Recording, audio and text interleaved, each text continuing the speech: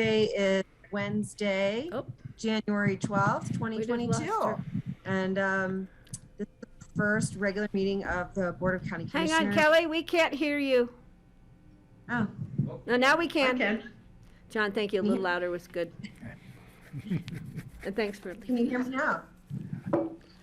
Yes, we can hear you.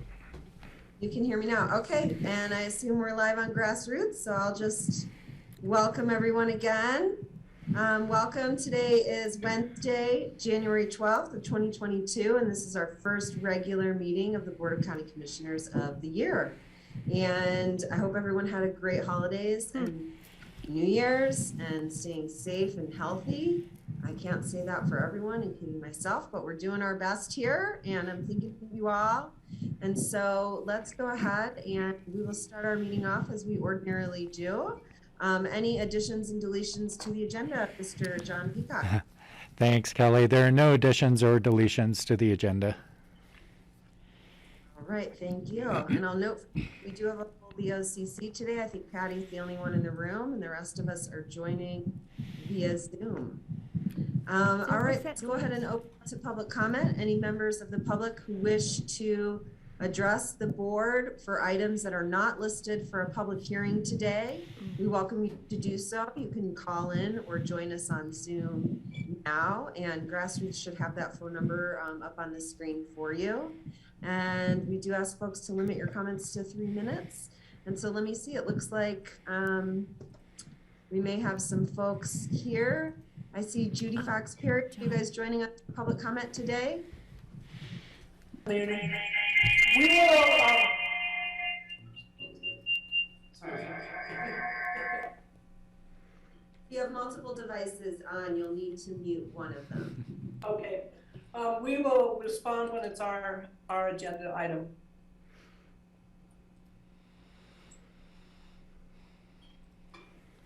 Now we can't hear you, Kelly. Thank you. We've had somebody join us. Eleanor Herring, if you have joined us for public comment unrelated to public hearing items today, please go ahead. You have 3 minutes.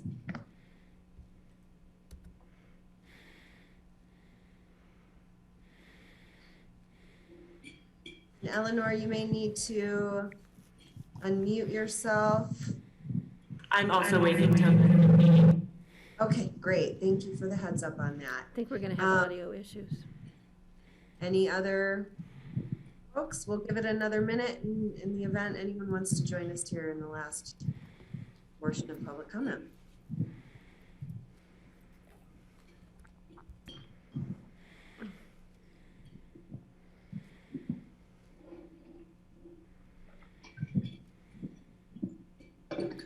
Okay, I am not seeing anyone join us, so I will go ahead and close the general public comment, and I will turn it over to commissioners for commissioner comments. And Patty, you can just jump in because I won't be able to see your hand from here. Okay. I will just jump in. I'm watching a lady feed a murder of crows in front of our office building, and they are swarmed around the building, which gives you kind of an eerie context. But anyway, I want to take the first opportunity to thank our friend and our peer, Kelly McNicholas Curry, for an amazing year chairing this board. She is not only extremely well-written, but she is just well-spoken. I just want the community to know how hard Kelly has worked as a professional, as a county commissioner, as a mom, as a wife, as a friend. And we are sad that she can't be in the room here with us today, but she will hopefully be back soon with us. And we can continue on hopefully with her support, the great work that she has done over the past year. Kelly, you have been really awesome, and thank you. Hear, hear. Thank you. I appreciate it. Thank you all. Now, Kelly, will you be baking a cake for this occasion? I'm happy to always feed you all cake, pie, and cookies when we have opportunities to be together, as that is my joy and therapy, quite honestly. Yeah, and I'll just remark, I'll follow up and then we can go to the rest of you guys. It really has been an honor to be chair, and it's an honor when the pandemic really set off to sort of step in at times when needed as well and be well enough to help guide our community through that really tough time.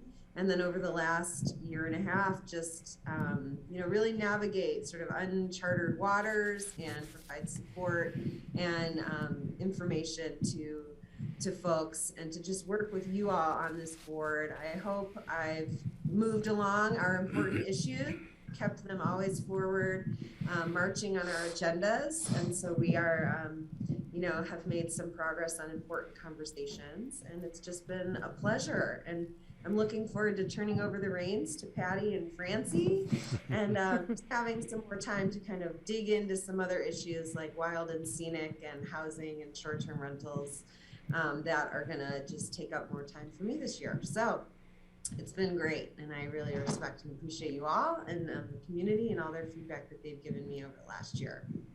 So thanks. And I will open it up for any further any other commissioner comments. Greg, and then Steve. So anyway, yes, thank you. I just want to reiterate, thank you for all you've done in the last year. You helmed the ship through some storms, and it's amazing what we've all been through, and thank you for your leadership. I was just going to point out that I received a negative COVID test to my shock after being quite sick last week. So I just want to point out in public health, Suzuho Public Health mentioned that we have other illnesses going through the community, running through the community now, which are knocking people down. And it might not necessarily be COVID, but I just want to make sure people understand that, boy, you can get sick and you can get really sick, and hopefully it's not COVID. And on that note, I just wanted to ask, somebody had some confusion with the openings and the closures of the county building. John, could you just reiterate for us? We're through the 31st now, is that right? Your order to keep the public access down until then? Yeah, so we had a brief conversation yesterday with the board, so we will be making an announcement that we will remain closed to public access through the 31st. This is due to high incidence rates, not just in the community, but that we're experiencing with employees, and we're trying to limit exposure opportunities to keep critical services available online or through the telephone and by other means. So John, can I notice the signage on the building still says the 17th? Yeah, we haven't made all those changes because there were yet. people out in front today, and I said we'll be close to the 31st. They're like, Yeah. but your sign still says. Yeah. So we need to make sure we address that. Thank you. Greg, thanks for bringing that up. If I could just defend, the last part of that is a friend received a positive test through the Microgen test site last night, and reading it, it said that she had to quarantine for 14 days. And so what we're hearing in the community, I think, there's some confusion. She wrote me and said, what does this mean? I thought it was 5 days, or I thought it was 10 days. They're saying 14. Which is it? I've asked public health for clarification on that, and it's possible Microgen just hasn't updated their website yet, or it's possible we don't understand. So I just wanted to flag that and see what you had to say, John. Also, looks like you do. Yeah, so we can certainly check with Microgen on the information that they're sending out. They may not have updated from CDC, and I see Suzuho's camera coming on, so Suzuho may have a more recent update. But just to be clear, Pickens County has adopted CDC. I tested positive, frankly, right after, I think, or right as that direction was changing. And the information I got from Pickens County Public Health did reflect that CDC timeline. And so, Suzuho, I don't know if you wanted to jump in and add to that or correct anything I just said. 100% correct. So I just want to remind the community, the public health department is going to reach out to Microgen and see if we can get that adjusted. They're just changing guidelines pretty constantly. So just ask the community for patience with our amazing testing partners and all of our medical providers. And just a reminder, if there is clarification needed for the general community who's listening in, it is 5 days for isolation, which is if you test positive for COVID. And then the quarantine is 5 days if you are not fully vaccinated, which at this time, the definition is to have your first 2 doses if it's Pfizer or Moderna, and your first dose of J&J. We also highly recommend people get their booster shots if you're eligible for that. So there is a little bit of a different quarantine guideline. If you're fully vaccinated, you don't need to quarantine as long as you don't have any symptoms. But if you are not, then it's the same 5 days as Sean mentioned. Thank you. So I'll jump in now, Kelly. I'd like to thank Kelly also personally for a really terrific year. She had a tough job. She was almost always in the meeting room wearing a mask, chairing the meeting. And when you wear a mask and are talking through it for hour after hour, it is hard. And she was a real trooper in like being there constantly, you know, helping follow the guidelines for COVID protection. And wearing her mask, and it gets it gets maddening. You want to just tear it off and say, I can do without this, but we can't do that to protect others in the room and to protect the community. So thank you, Kelly, so much. Now, a lot of people don't know that Kelly took on extra duties recently where she applied for and was appointed to a legislative, let's see if I can get this right. It's a policy advisory committee from the legislature on tax issues.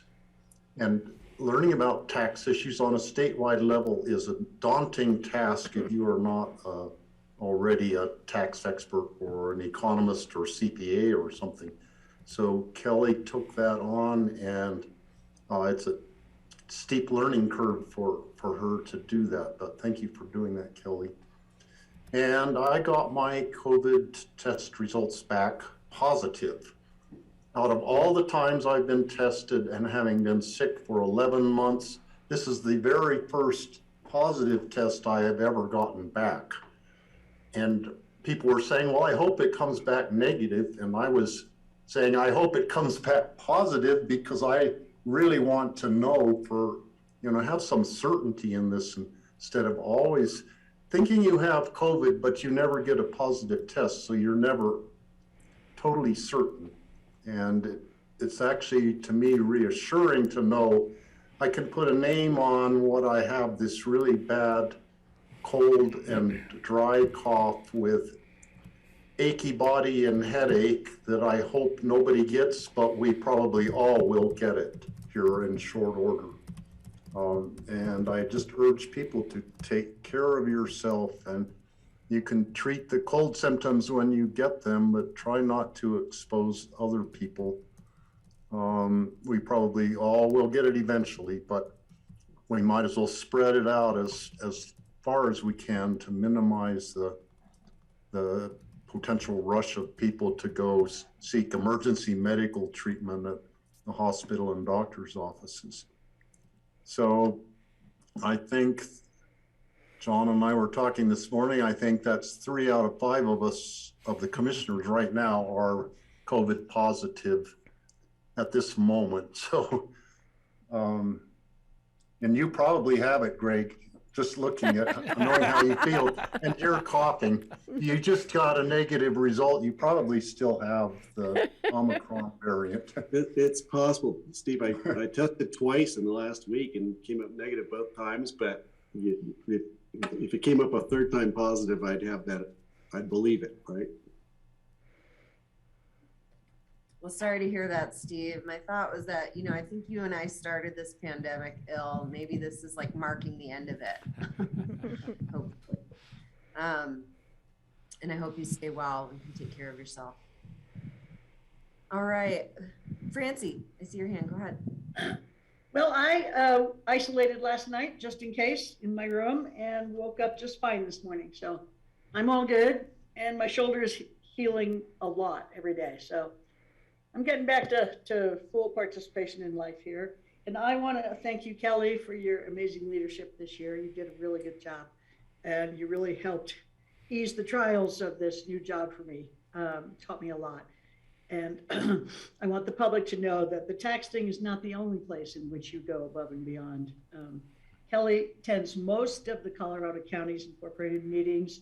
She is involved with Wild and Scenic. She's involved with all kinds of things in terms of community action for housing and relief for those in need. Kelly is incredibly busy with her job, and it's really inspirational. Thank you very much, Kelly. Thanks, Ritzy. That's so kind. Really appreciate you. All right. If there's no other commissioner comments, we will turn to our regular agenda, and that is the consent agenda. So there are 3 items on that. We have approval of minutes of our December 15th regular meeting, our December 7th Board of Social Services special meeting, and our December 7th mill levy special meeting. The resolution appointing chair and vice chair, and this is where I get to turn over the reins to our vice chair, Patty Clapper, to become chair, and to Francie, who's stepping in as vice chair, as well as our appointments to various boards, including Public Health, APSHA, and our statewide committees, RAFTA, CORE, et cetera, also. And then a resolution to appoint citizen board members, and this is to appoint Kristen Neff to the Healthy Rivers and Streams Board, who had applied earlier this year, and we didn't have a spot for her. And through being able to move Lisa Tasker into a staff position, which is amazing to have her, that opened up a position for Kristen. We didn't have any additional applicants for that. So let me ask if anyone wishes to pull any of those items off for more detailed discussion. Steve? I would like to pull the appointments, the 3rd item.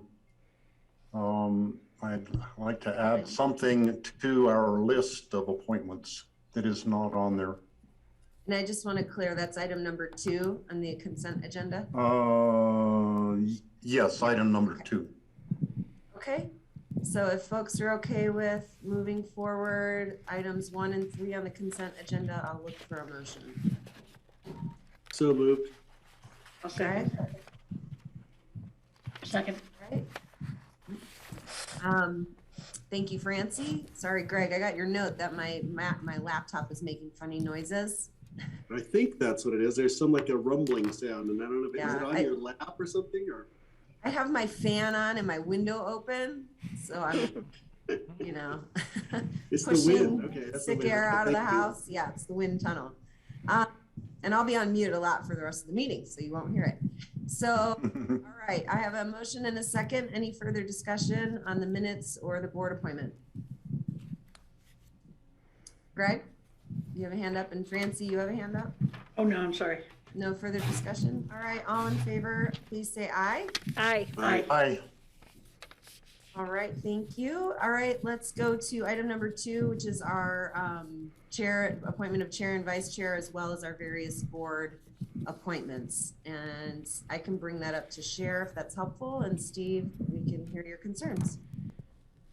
So the one item that I realized was not on there, and it was the opioid settlement.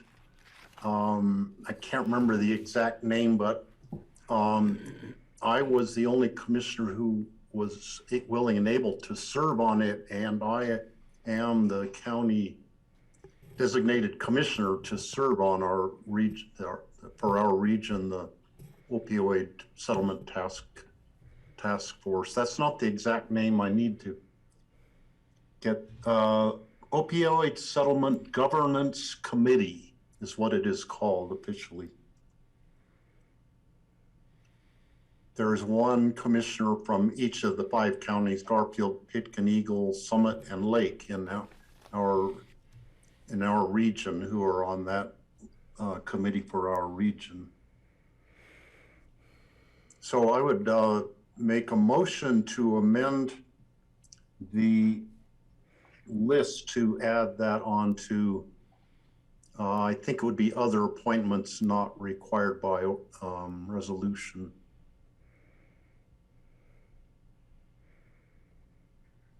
I'll second that motion. And the reason I bring this up, they say that the funds are going to last for 18 years. This is a position that I think we'll have to have a commissioner on for the next 18 years. So it won't be me more than, the next couple or 3 years, but someone will have to be doing this, and it should have a permanent place on our list. So we remember to keep it filled. Okay, any further? I have a motion from Steve and a second from Patty. Any other discussion on that? I will just take a moment to address what I've heard some criticism in the public related to the APSHA appointments. And I know you've received letters and have read in the paper criticism related to APSHA board members who live in affordable housing. And that's me. That criticism is targeted, I think, directly towards me. And I just want to take an opportunity to address it.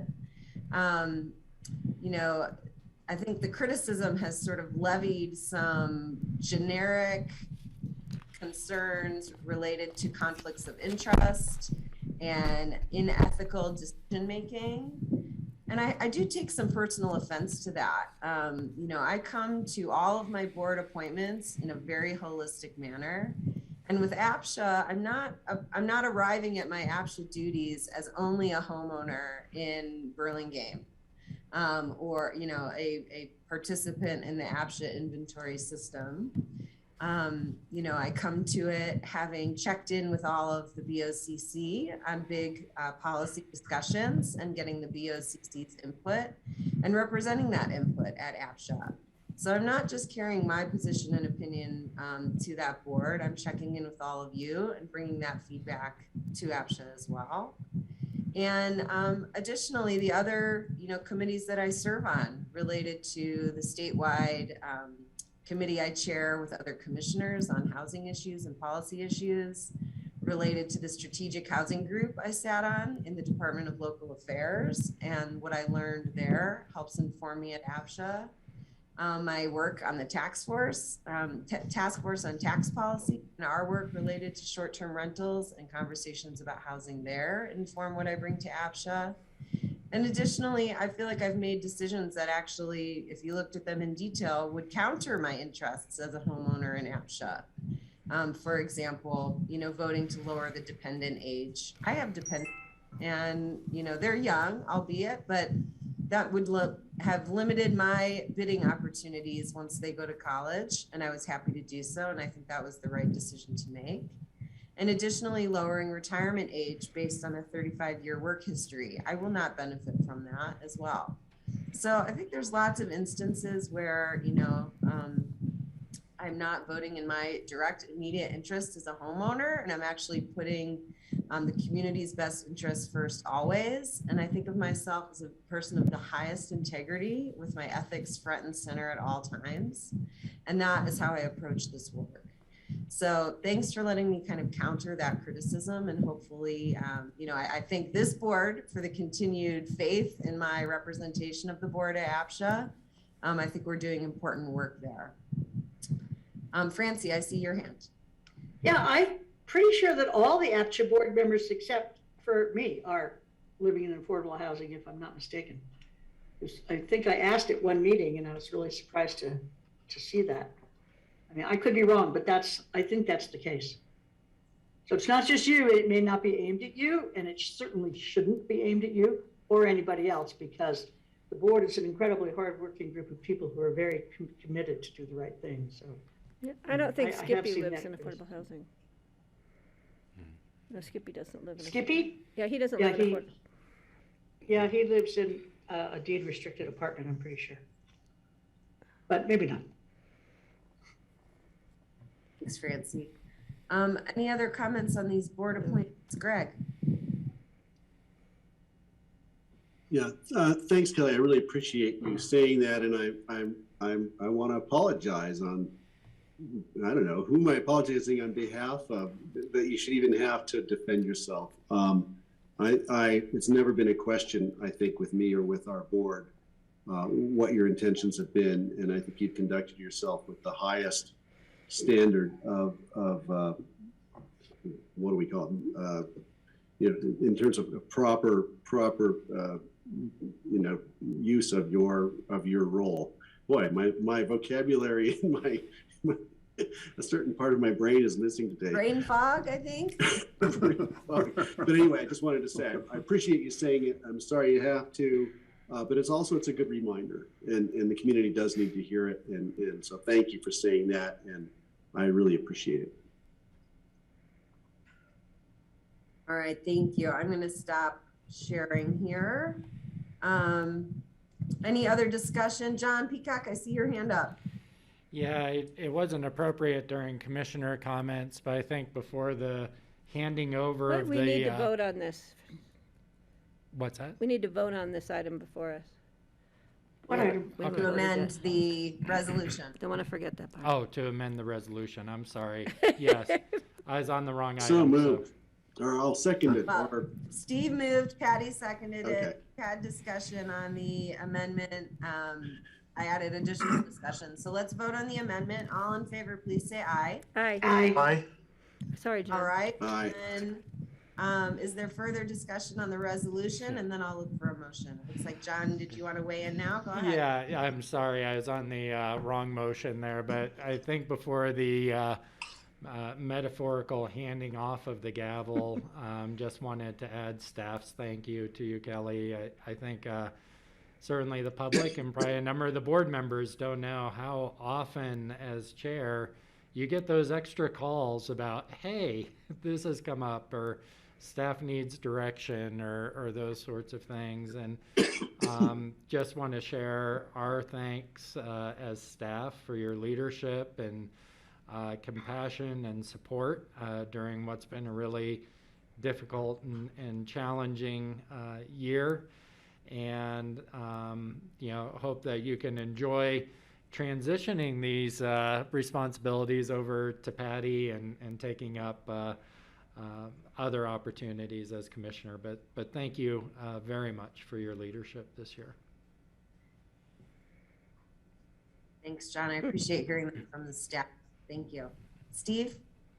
One more comment. I want Patty to practice saying the words, "You are on mute," because she's going to need to use them quite frequently, I think. So Patty, that's your homework assignment for tonight. All right. And I want to just mention too that I think attended every regular meeting in most work sessions in person in the building, except when I sneeze.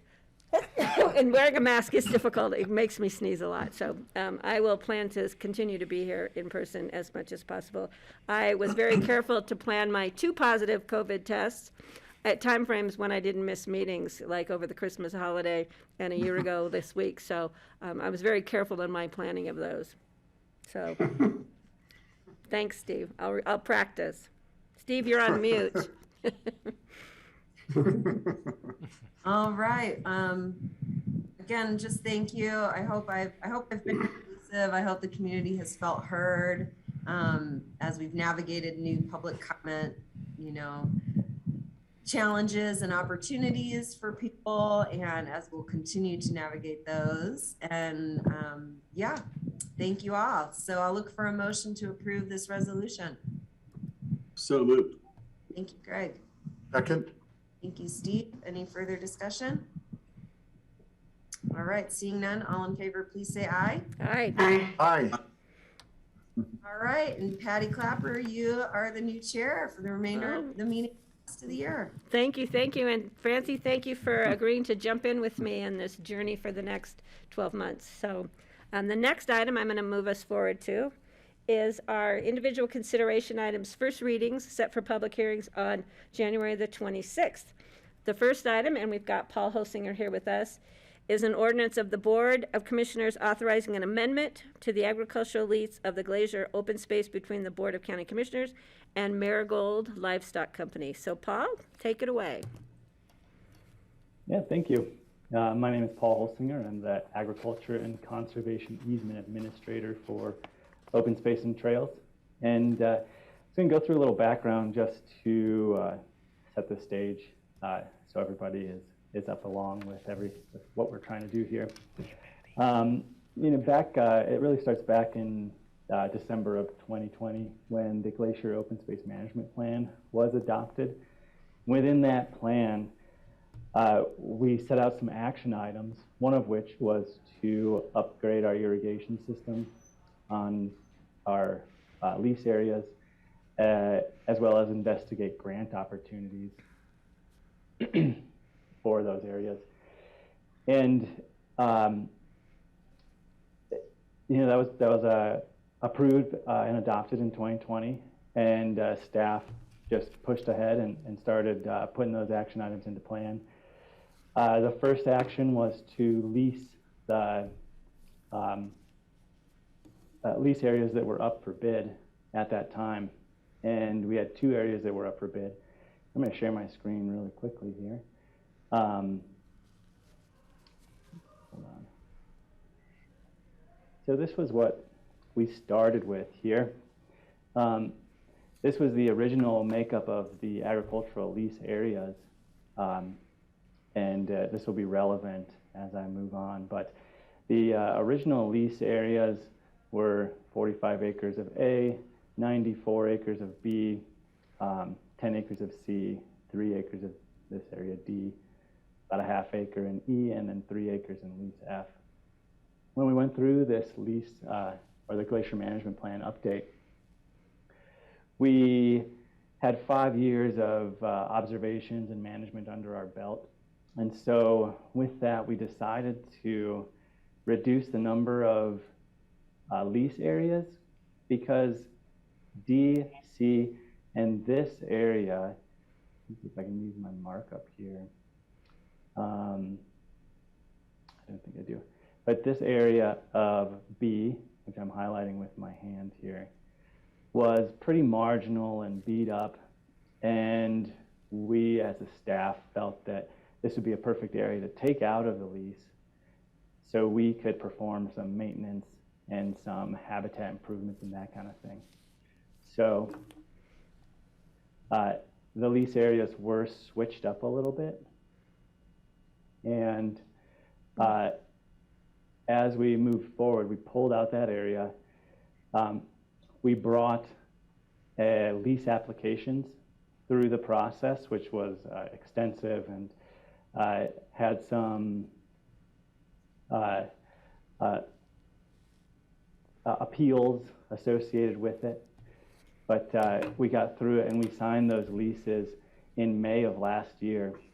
Now, as we move forward to investigate these irrigation opportunities, we met with the Natural Resource Conservation Service at the end of June with our new lessee, and found out that they'd be happy to help the lessee apply for funding to put towards our irrigation improvements. But since this area was, since a portion of the area was now outside of the affected area of the irrigation project, we were going to have to make some changes to that lease area. So this is what our process was here for our irrigation improvement. We were planning on putting in this center pivot. You can see this grayed out area is the new boundary of lease B. When it was out here, hindsight, we probably should have never changed that boundary, but we felt like we were doing the right thing to take this out and perform our habitat management. But now we're coming back, because now with this center pivot, which is a huge improvement for the property, is going to cover some area that's outside this lease area. And the reason that we have to work with the lessee to do that is that as a governmental agency, we're unable to obtain this funding from the Natural Resource Conservation Service.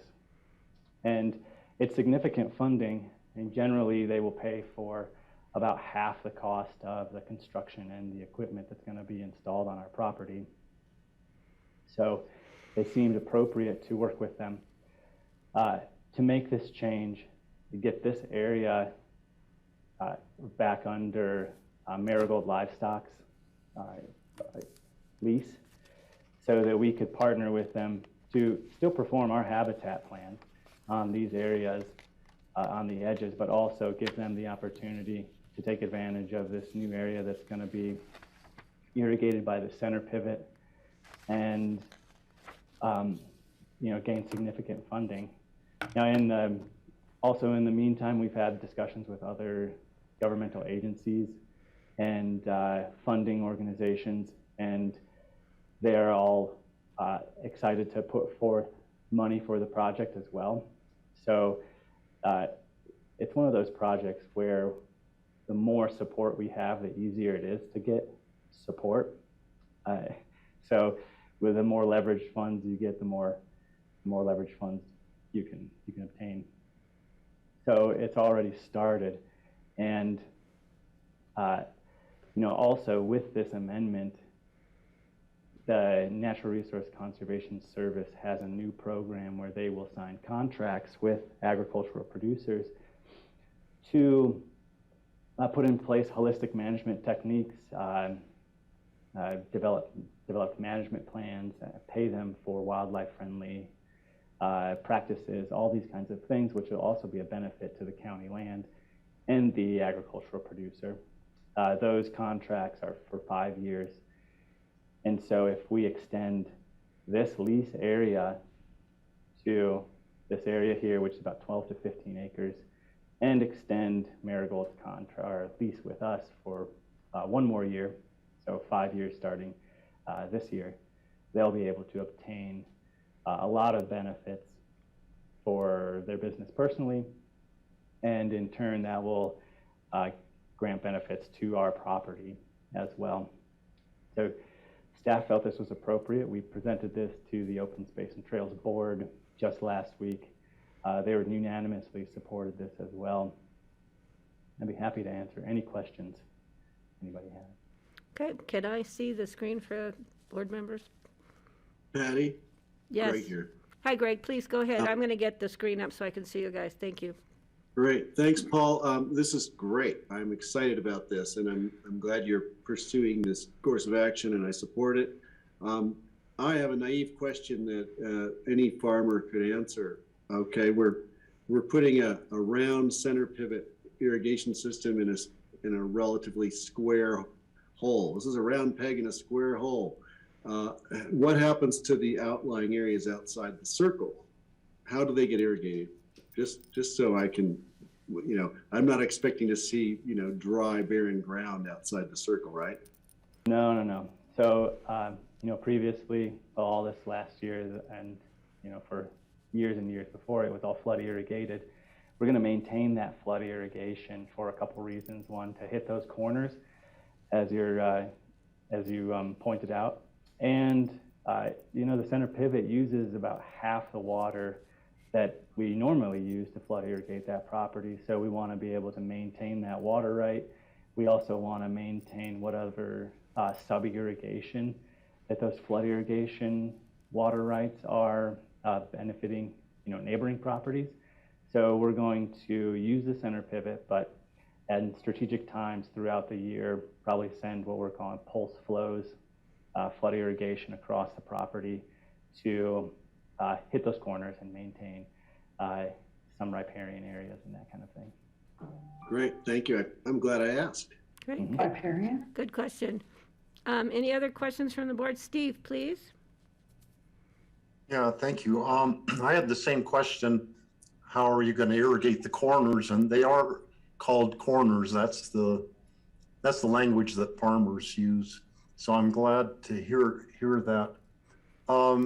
The thought occurs to me, Paul, that there might be springs that are on the bottom end of the property that it would be a good experiment to actually measure the flow of those springs and see if there's any difference with putting the sprinkler system on there, just for our knowledge.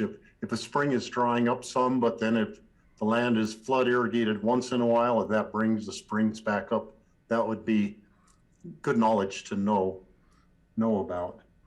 And also it'd be really a good opportunity to kind of see how the production is compared to the flood irrigation compared to having the sprinkler system on there.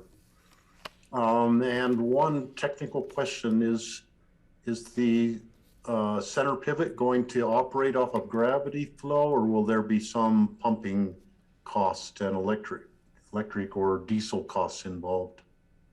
Yeah, there will be some electric just to move the wheel, but we have enough gravity to run the sprinkler, so we won't be able to pump. We won't have to pump water, which is a huge cost savings. And to your point, we are going to be monitoring the how the center pivot may or may not affect other areas of the property. The riparian area that I was talking about is below the house and along the Roaring Fork River. And as we looked at this monitor we had down there, we saw about 2 or 3 weeks after flood irrigation turned on, that riparian area was fully saturated. And as soon as that irrigation ditch and flooding was off, the area saturation started going down. So we want to maintain, since that's also benefiting that pretty wide riparian area right next to the Roaring Fork. Okay, good questions. That's good. I'm glad to hear that, Paul, because I've noticed that on our place here, we always had flood irrigation, and there are different springs and kind of wetlands that are created because of the irrigation. And to me, it's not wasted land, having some land that we couldn't put up hay on, because the wetland is very valuable land, and the flood irrigation actually helps maintain these kind of microclimates and little ecosystems on various parts of the property that are an important part of what is on the land. So I'm glad that you're tuned into that and following that. Okay, any other questions from the board? Seeing none. Paul, do you have anything else to add, or can I get ready for a motion? Nope, go right ahead. Great, thank you. I'll make a motion. And your motion is?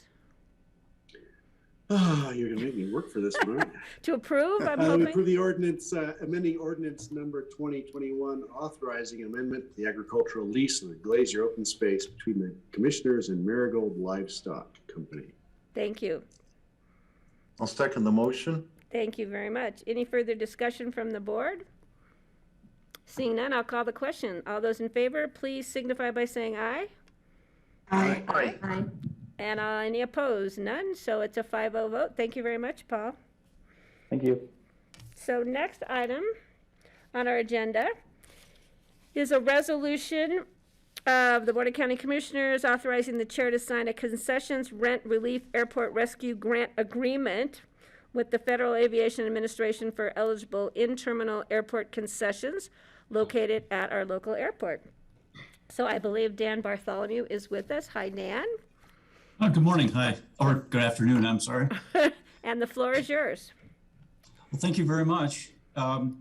Yes, this is, we are seeking authorization for the chair to sign a concession relief airport rescue grant with the Federal Aviation Administration for the relief of eligible in-terminal concessions at the Aspen-Pitkin County Airport. The airport applied for this grant from the FAA last year on July 16th. And this was part of the American Rescue Plan Act, also known as ARPA. This application was subsequently accepted by the Federal Aviation Administration on December 13th of last year, and we were awarded $263,985 as part of the concession relief portion of this grant. The purpose of this grant, as it's been written, is it basically can be applied for forgiveness for rent and minimum annual guarantee obligations associated with eligible terminal concessions at the airport. And it'll be distributed to each concession on a proportional basis. So the larger their annual income or revenue, it'll be distributed on that basis from that amount. As far as eligible concessions go, it must be a concession that occupied an in-terminal concession after March 11th of last year, and they must have had a valid agreement with the airport at that time. It also cannot be a concessionaire who has done a second draw on some type of other covered loan for similar reasons. this money is good for 4 years, so it can be distributed until on a 4-year basis from now through a 4-year period until all funds have been extinguished. And the only caveat to this grant is it must be executed by the board chair no later than January 31st of 2022. Otherwise, we will lose that grant. And there really is not a budgetary impact as far as this grant is concerned. Typically, FAA grants allow you to charge an administrative fee of about 2% of the grant for administering the grant. However, the ARPA grant does not include that. So that'll be on us, but that's mostly internal costs. So that's sort of a sunk cost in this case. Therefore, we're just bringing this for you for a first reading, followed by a second reading and public hearing on the 26th. Great. And recommending that the board chair sign this agreement. Thank you. Thanks, Dan. So any questions from the board? Seeing none, I will be looking for a motion. I can make a motion. Thank you, Greg. We support the resolution authorizing the chair to sign a concessions rent relief airport rescue grant agreement with the FAA for eligible in-terminal airport concessions located at the Aspen-Pitkin County Airport, Sardi Fields. When you first said that, Dan, I thought you said interminable, and I had a double take on that. What's an interminable concession? I'm not sure. That would have been a Freudian slip, though. Who knows? No, I think it was me. It was me. But thank you. That's my motion. All right. So we have a motion by Greg, and I believe Kelly jumped in for the second. Yeah. Any further discussion from the board?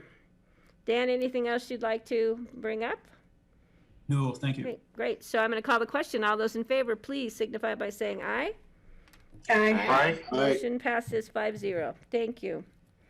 All right, now we're going to move into our public hearing section. First item is Dan again. Dan's on here for a couple of items today. This one is a resolution of the board. God, it's hard to keep them all straight, Dan. Authorizing the chair to sign amending a lease agreement between Jedediah Aspen LLC and the Board of County Commissioners for food and beverage concession. Yes. And I should mention, also have Rhea Bro on the line. She is on the Zoom meeting here. She represents Jedediah Aspen LLC. But to take you through this one, this is the second reading. This is an amendment to a lease agreement with Jedediah's under Resolution 021-2017, signed back in August 1st of 2017 for food and beverage concessions at the Aspen-Pitkin County Airport. Jedediah is part of their agreement. They hold a state of Colorado hotel, restaurant, liquor license, as well as a Pitkin County liquor license. Their current license rental agreement with us, or lease as it is stated, goes through July 31st of 2022. However, Title 44 of Section 3 of Colorado Revised Statutes requires that a lease agreement associated with a liquor license must be in effect throughout the entire year that liquor license is enforced, which would take it to December 14th, 2022. So what airport staff is requesting, and also the applicant is requesting, is that we amend their lease agreement and extend it an additional roughly 6 months to the end of this year, so that there's coordination between the liquor license and their lease agreement, so the two will true up. And that just makes managing both the liquor license itself and their lease agreement much more efficient in this case. So we are recommending that we amend their lease with the airport and the county to true those two items up. Great. So this is a first reading, no, this is a second reading, so we will have public comment on this. So are there any other questions from the board before I open the public comment? Greg, your hand's up. Yeah, that was me. The questions are twofold. One, I did notice that we received a letter from a restaurateur in Aspen who would be very interested in submitting for this lease at some point. And I just wanted to call our attention to that. And then secondly, I know I just wanted to get a check-in. How's Jedediah doing? Are we everything going smoothly out there? I know we've had some issues in the past, but I think they worked them out to our satisfaction, and things have gone well in my experience. And then thirdly, are there any other terms of this contract that would be changing otherwise, like lease rates or anything else that would be part of this amended contract, or is it just an extension with this no changes? Sure. First of all, as far as their lease agreement in totality this is the last year of their lease agreement. They do have 2 optional 1-year extensions after 2022, but this is the last year of the formal agreement. So I don't know if that addresses your question about another entity that may want to take over that those concessions, but that is how their lease is currently written.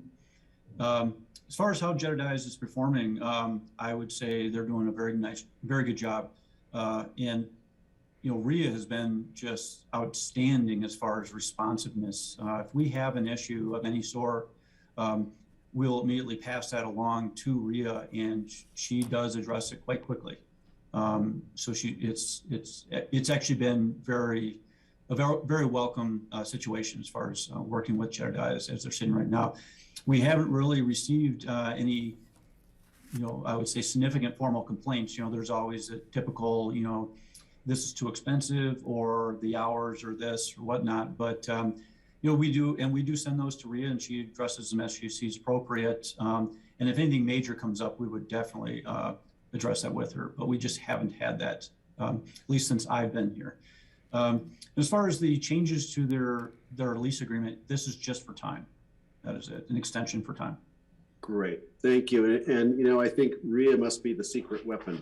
I think she's the element that may have been missing before, and I'm really gratifying to hear you tell us this. So thank you, and RIA, if you're listening, thank you for being so on top of it.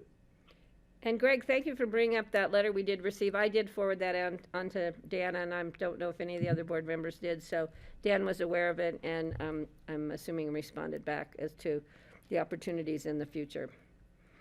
Any other comments or questions from the board?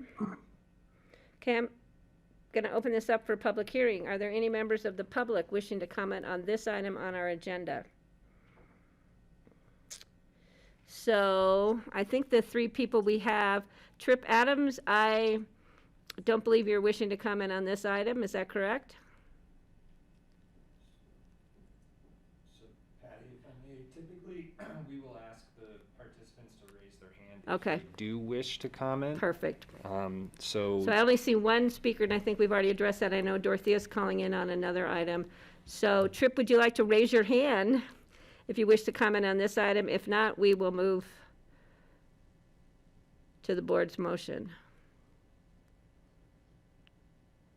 Let me give it a little bit of time. All right, seeing none, I'm going to close the public hearing on this item and bring it back to the board. If you need a motion, I'm ready for one. Greg, that would be terrific. Okay, strike 3 here. This is, just want to make sure I'm in the right location. Emergency resolution authorizing the chair to sign an airport rescue grant agreement with the FAA for operate. No, wait a minute. We already did that. I'm sorry. This is the Jedediah one. Yeah, how come I don't see it here? What am I looking at? I'm lost. You're going to have to. Item 6, Greg. Thank you. Ordinance of the Commissioners, amending ordinance number 21, 2017, amending a lease agreement between Jedediah Aspen and the Board of County Commissioners for the food and beverage concession at the Aspen-Pitkin County Airport. Thank you. Do I have a second? I'll second it. Thank you, Steve. And I don't know where Francie went. I do have a comment also. Oh, yeah, perfect. I- Steve, go ahead. I was just wondering if Rhea wanted to make any comments. We should offer her that opportunity. I didn't see her. Is she on here somewhere? Oh, yeah, she's right. See, it's hard because I don't always have the participants up before me, so we'll work on that. Rhea, did you want to make Hello, any? Yes, thank you very much. I just wanted to say thank you and thank you to Dan for your comments. I hope and believe that things seem to be going very well and are working really well with the airport. And gratified to hear that Dan feels the same way. And we are looking forward to the extended contract and hope to be there after that too. So thank you very much. Great. Thank you, Rhea. Thank you for helping us out with it. Thank you. We appreciate it. So I'm not sure where Francie has moved off to, but I am going to call this question unless there's any other comments from the board. I'm trying to drag out some time for Francie to come back. But I will call the question. All those in favor, please signify by saying aye. Aye. Aye. Aye. Okay, motion passes 4-0. Francie out of room. Okay, perfect. Thank you. Thank you. So our next item, item number 7 on our agenda, is a grant agreement with Colorado Department of Public Health and Environment for additional funding to support local public health care services. And Suzuho is with us, I do believe. Hi again. Thank you for joining us earlier. Thanks, Patty. Hi again, everyone. Before I jump into this, I just wanted to add one more thing to what I shared earlier about the quarantine and isolation change. I know the team would not be pleased if I didn't also emphasize that that includes wearing a well-fitted mask between days 6 and 10 when you're out of that quarantine or isolation. So just a friendly reminder that masks are a pathway to helping us keep things open and allowing us to reduce that isolation and quarantine time period. So forgot to mention that, so I just wanted to add that. Thank you. And then in regards to the agenda item, I'm coming back to talk about the ARPA grant that CDPHE has provided to our local public health agency here.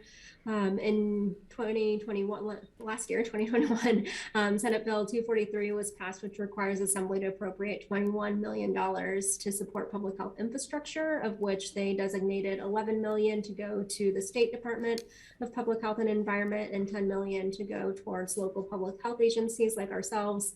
The amount that's been allotted to Pitkin County Public Health is $60,531 for this first year coming through ARPA funding. And this is going to be a 3-year cycle.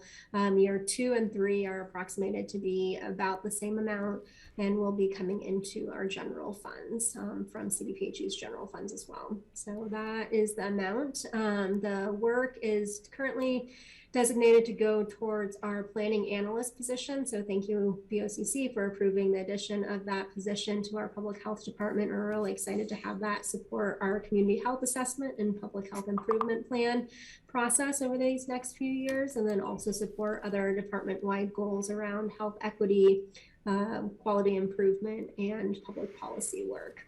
So this funding will help support that position for the next few years, if approved. The deliverables that are required through this grant include quarterly invoices, as well as an annual report to the State Department of Public Health and Environment, as well as participation in a couple of meetings with their staff from the Office of Public Health Practice. I'm happy to take questions as well if there's more information desired. Great. Thank you. Thank you, Suzuho. Any questions from the board or comments?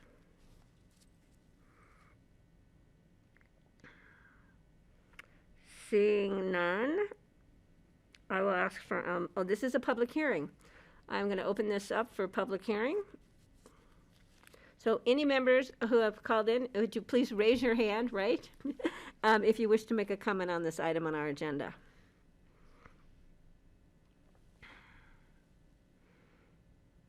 And do we have the phone number posted too for people who call in? Okay, so if anybody wants to call in, we'll give it just a few more. And Steve, thanks for bringing up Rhea on that last item. I appreciate that. Okay. I am not seeing anyone wishing to comment. So I'm going to close the public hearing and bring it back to the board for a motion. I'll make a motion. Okay, Francie. I'll second. Who was the I'll second? make a motion to approve the grant agreement with the Colorado Department of Public Health and Environment for additional funding to support local public health Perfect. And forest Greg, services. Greg, did you second that? I did. Thank you very much, Greg. You are on it today. All right, so I'm gonna, and if further comments from the board? It's weird being with nobody here in the room. I don't even have John Peacock or Johnny. I have, it's just us.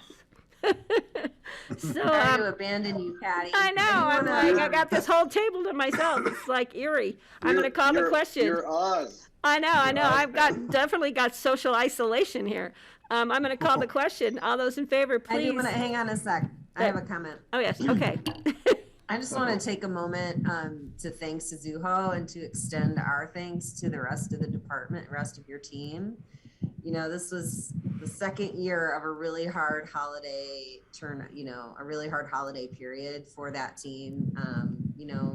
Last year they had a ton of cases. This year it was like even triple of what they had last year. And folks are spending, their holiday breaks, making those contact tracing phone calls and trying to get messages out to keep people healthy while the rest of us are focused on spending time with friends and family and staying healthy. So, I just want to honor you guys because it is a really tough time of year to have just such a huge pressure and spike in your workload, and know that I was thinking about all you guys. I'm very sorry I couldn't help again this year on your surge team. I hope you guys got some extra support. I really enjoyed being able to do that last year. And you guys are in my thoughts, and I hope everybody is able to take some time off and some prayers as our cases start to come down. Yeah, thank you, Kelly. I think the board is definitely supportive of those statements, and I do hope people have the ability to take off some alone time, whether it just be to walk around their own homes or walk around the block or just get out in the fresh air, take a few runs. I'm watching people coming down Little Nell. It's a glorious day, so we hope everybody is happy and healthy for this new year. So please pass that on to your staff at Public Health. We would appreciate that. All right, seeing no further questions, I will call the question. All those in favor of this motion, please signify by saying aye. Aye. Aye. Aye. And the motion passes 5-0. Again, our thanks to Zuho.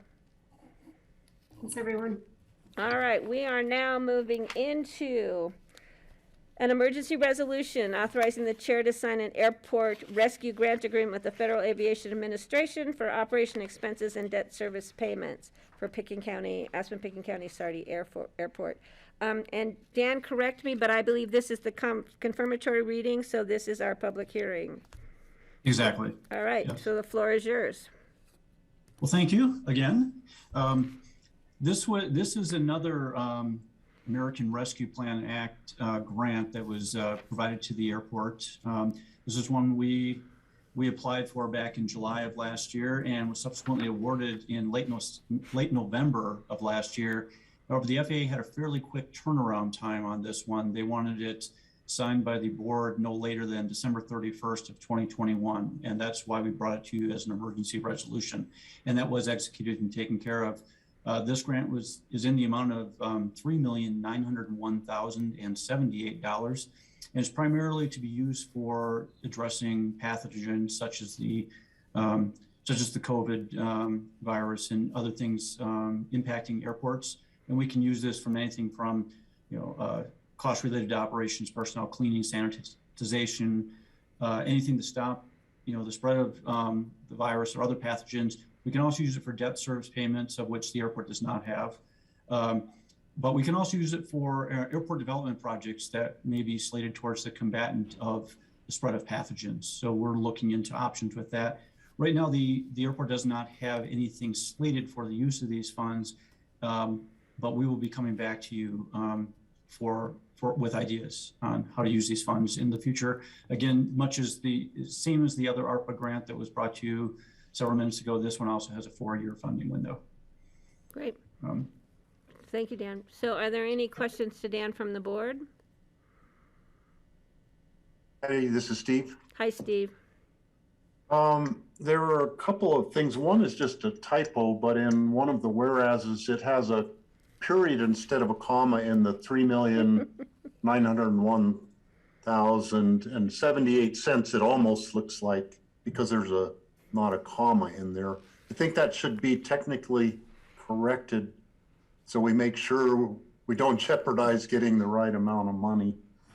And then I guess this is a common thing, but on the signature page, Kelly's is listed on a lot of the signatures and Patty is listed on others of the signatures. In this case, Kelly was the one who was getting the communications from the FAA and did the first reading. I don't know technically if we would want her or Patty to sign on the signature page for this one. Again, I was just wanting to make sure we didn't jeopardize getting the grant. Sure. Well, this one was signed prior to the end of the year and submitted to the FAA per the requirements of the grant. We do have, so the concession grant that's coming to your attention, or did the first reading, that one came under Kelly's signature as well. I've been in contact with the FAA and they will be changing that signature line for that grant. And Steve, just FYI for you, Julia's pretty on it as far as trying to keep track of that, but Julia and I will be getting together to make sure everything is clean. But thanks for bringing that up. Yeah, it's every year it's confusing at this time, but I think it's important that sometimes Kelly will need to sign things and sometimes Patty will need to sign things from this meeting. So this is a prime example. Thank you. Okay, any other questions? So did I open the public hearing on this, or do we still need to? We don't need to? I got confused with Steve's period and his comma. So I am going to open this up for the public. This is a confirmatory reading from our emergency reading prior because of a time frame issue. So, and the phone number should be posted if anybody wants to make a comment. And we appreciate the two people who are going to comment later for hanging in there with us.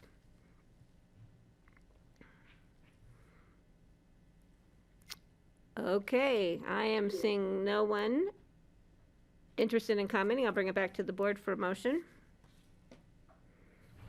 I'll make a motion to approve the emergency ordinance, emergency resolution of the board authorizing the chair to sign an airport rescue grant agreement with the FAA for operation expenses and debt service payments for the Aspen-Picking County Airport.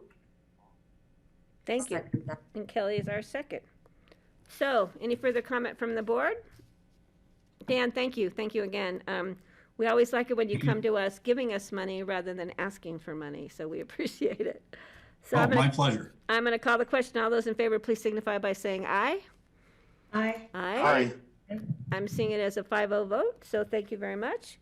We're going to move on to our next item, number 9. There's 2 items listed under 9. They will each take separate motions. It's an emergency ordinance of the Board of County Commissioners amending ordinance 026-2021 to amend the Airport Advisory Board bylaws. And I believe we have Mr. Engelhardt with us. You do. Thank you, Chair. And again, thank you, Board. And Kelly, again, thank you for your service. I know, John, thank you on behalf of staff, but I also want to do the same. So, Rich Engelhardt, Deputy County Manager. As you all recall, you have been going through quite a lengthy process in assigning members to the first ever Airport Advisory Board. And back in December 7th, you had made your selection of members and staff had reviewed those, came back with some changes that needed to be made now to the bylaws. And the board had asked, rather than changing appointments, is to go back and take a look at the bylaws. So what you have in front of you here from that work session, it was determined it'd be best interest to do this and make these changes to ordinance number 26021, and really centered around qualifications on residency and voting. We had a conversation regarding that. And then as we did this, staff had a conversation with John Ely talking about the quorum and how that looked, and also parliamentary procedures. And so those came up after that discussion, but are here for your consideration. So more specifically, Article 4, the membership, Section 3, the qualifications have been amended that only one of the 2 alternates may reside outside of Picking County. As you recall, one of your members was outside of the county, and it conflicted with the rules of residency under the old bylaw language. So that has changed. We're suggesting also changing section 4 on the voting, that no vote will be taken unless a combination of voting and non-voting members are made up of the majority of Pitkin County residents. That was a desire of the board as well during that discussion. And then section 5, the quorum, that came up in our conversations. So we added language that states with the majority of the quorum residing in Pitkin County, we add an additional sentence to state that only voting members present will count towards the quorum. Non-voting members do not count towards that quorum. And then lastly, on the parliamentary procedures, running meetings is difficult, and especially for advisory boards. So we just wanted to make sure that we added some language, and this was John's suggestions, that Robert rules we followed to the extent the chair feels that it is advisable, and he can certainly expand on that a little bit more. So, but what you have before you is those changes as you had requested. This is an emergency ordinance because we would like to get the first meeting underway, and then instead of waiting another 2 weeks and a second reading, it's been brought to you an emergency ordinance. So I'm here to answer any questions you may have.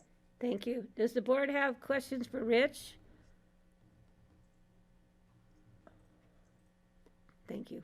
It's Steve here. Yeah, go ahead, Steve. And maybe it's more a question for John Ely, but about the Roberts Rules of Order, is that common language in the different bylaws of the different advisory boards for the commissioners?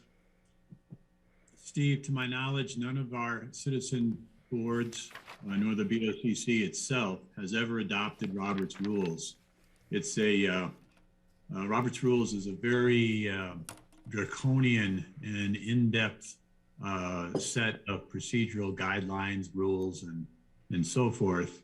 And in fact, it's quite a sizable book if you look at the whole thing. I've seen that used in other jurisdictions by other boards as a means to basically shut down dialogue, because once somebody comes up and says, well, according to Robert's Rules, such and such and such and such, everybody's stopped in their tracks. It's a good fallback to refer to if needed. And so the language that Rich read is offered to the board, but to require adherence when we know pretty much good and well that nobody has a full grasp of those things. Even myself, I have a full book of them in my office, but it's a crazy thing to go through sometimes. So really this brings the Citizen Advisory Board for the airport in line with all of the other boards and citizen bodies in the county.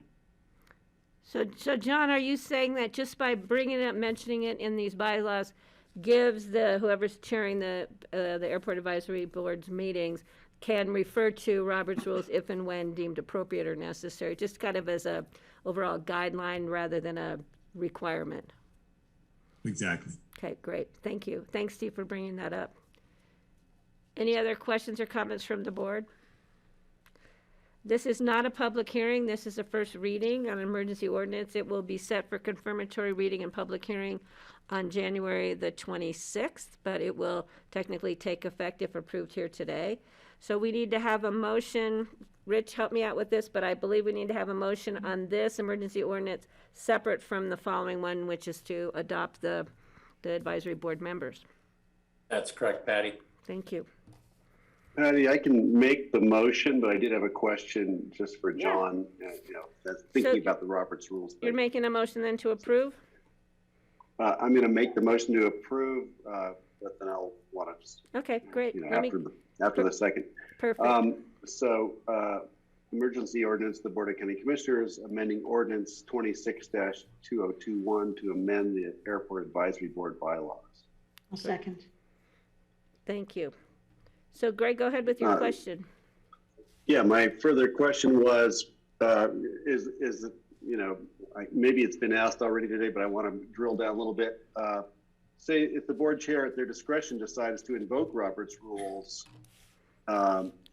could that actually be a mechanism for just stuffing up the works?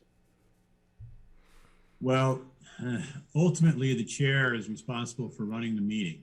And if there is dissatisfaction with the abilities or performance of the chair, then it's incumbent upon the rest of the board to deal with it. The availability of Robert's rules is there for the chair to utilize if the chair feels it's necessary to get the board over a hump in order to move a dialogue around and somehow come to a conclusion or a more complete discussion on an item. I think by having the language that Rich explained a second ago incorporated within the bylaws, the chances of Robert's rules being used in as a means of slowing down that dialogue or limiting discussion is limited, or eliminated. Okay, great. Thank you. Just wanted to see what was there. I appreciate it, and I'm that's my question. Thank you. Great. Ready to vote. Any other questions or comments from the board? Just real quickly, Patty, on Greg's motion, it didn't include setting confirmatory reading on January 26th. I just want to make sure that that's in there. Thanks, Rich. So amended to include confirmatory reading on January 26th. On public hearing. Second to that. Great. So let's vote on the amendment first to Greg's motion. All those in favor of the amendment, please signify by saying aye. Aye. Aye. So the amendment passes. Second vote is then to approve the emergency ordinance and set for confirmatory reading public hearing on January the 26th. So I'm going to call that question. All those in favor, please signify by saying aye. Aye. Aye. Great. Thank you very much. So now we're going to move to the second part of this item number 9, and that's a resolution of the Board of County Commissioners to approve the citizen board appointments, yay, finally, for the Airport Advisory Board. Is Charlotte on to help us with this, or? Actually, I'm going to take this one for you, Patty. Great. Thank you very much, Rich. Appreciate it. You bet. And again, this is a conclusion, I guess, to the hard work and all the applicants that had applied for this. You all had spent a lot of time going through those, each and every one of those. You did the interviews, you had set those terms and had compromised between the members of the board. And so this final resolution now will set out all of those active applicants and their terms. And if I can just go through these real quickly. That Jackie Francis, Andrew Doremus, and Auden Schindler are set for 3-year terms. Richard Heedy, Valerie Braun, 2-year terms. Howie Mallory, Bruce Gordon, 1-year terms, and the alternates were Meg Haynes and Rich Berkeley. Meg would be the 2-year term, and Rich Berkeley was set for the 1-year term. The ex officio members that you are appointing based on representation and recommendations from the 3 municipalities are Sarah Ott from the city of Aspen. She'll do a 3-year term. Clint Kinney, town of Snowmass Village, for a 2-year term, and Catherine Christoph, town of Basalt, for a 1-year term. And then I'm going to serve as the county's liaison to the board, and then a representative, not formally appointed, but will be at the meetings. And then Dan is the staff liaison. So Dan will run those, assist with those meetings. You won't run them. Sorry, the chair will run those, but him and Sandra will be the contacts for them. So with that, this should set up your board. And I have one other question. It's my understanding there is a meeting date set for the first meeting, which is? Dan, do you want to take that? Is it the 20th? Somebody? Sure. Correct. It is the 20th, January 20th. All right. We look forward to this board coming together, selecting their chair, vice chair, and I think that the Board of Commissioners will also be speaking more about some priorities and direction that we hope this board will attend to. So I think that'll be coming up sooner than later also. Yeah, and Patty, along those lines, this first meeting, we were looking at trying to do a kind of a hybrid opportunity, but it's going to be virtual given our building closures. So it'll be a little bit different. I think Dan is putting together the agenda to start kind of the introduction, Airport 101, although a lot of these members are very, very well educated on the airport, but we'll start setting that agenda and starting that process. And Dan, and we will actually record that meeting, so okay, and offer opportunity the Zoom link so the public will be able to Zoom in. And Dan, if you would like me to be a part of that meeting just at the beginning to open it up and to thank the members or to help you out, just let me know and we'll see what we can work out. Okay? Sure, that'd be great. Thank you. Perfect. Okay, so I need a motion and I need a second to approve the resolution appointing these board members. Patty, I'll make the motion, or I'll second it, Okay. if beat, either way. I move that we appoint the citizen board members. Great. So I have a motion, Second. I have a Second. second. And any And, further discussion? Yeah, Greg? Yes, Patty, I just wanted to check in with Rich or Dan. Have you heard from any of the prospective members? Are they still on board? Are they still gung-ho? I was wondering if there's any trepidation after our choices. So I wanted to just circle back with you on that. Sure, I've heard from several of them. They are excited to get started. I haven't heard any trepidation from anyone. Okay, great. I heard yesterday that Meg Haynes lost her husband in the last month or so, and I'm hoping perhaps you could circle back with her in particular, just to see how she's doing before this. Great. Yeah. Thank you, Greg. Thank you. Any other comments? Steve? Yeah, thank you. I wanted to take this opportunity to thank different groups of people. One is the entire group of people who applied to be on the Airport Advisory Board. I think there were 75 who applied, and obviously we couldn't take that many. We have a great team put together here, but it's anticipated we will be having some subcommittees along the way. And I hope the other people who expressed an interest in being on the Airport Advisory Board who didn't get picked will entertain the idea of participating in the subcommittee process going forward. Also, I'm sure that there will be some public hearings and public meetings and information sessions from time to time on major topics that the public will be able to participate in. So those who didn't get selected will still get to have a bite at the apple on participating in airport issues. Also, I'd like to thank once again all the people from the Airport Vision Committee and the various committees who did a lot of work for over a period of a year back in the days of the, some of that I think was pre-pandemic and then during the pandemic when a lot of that was happening.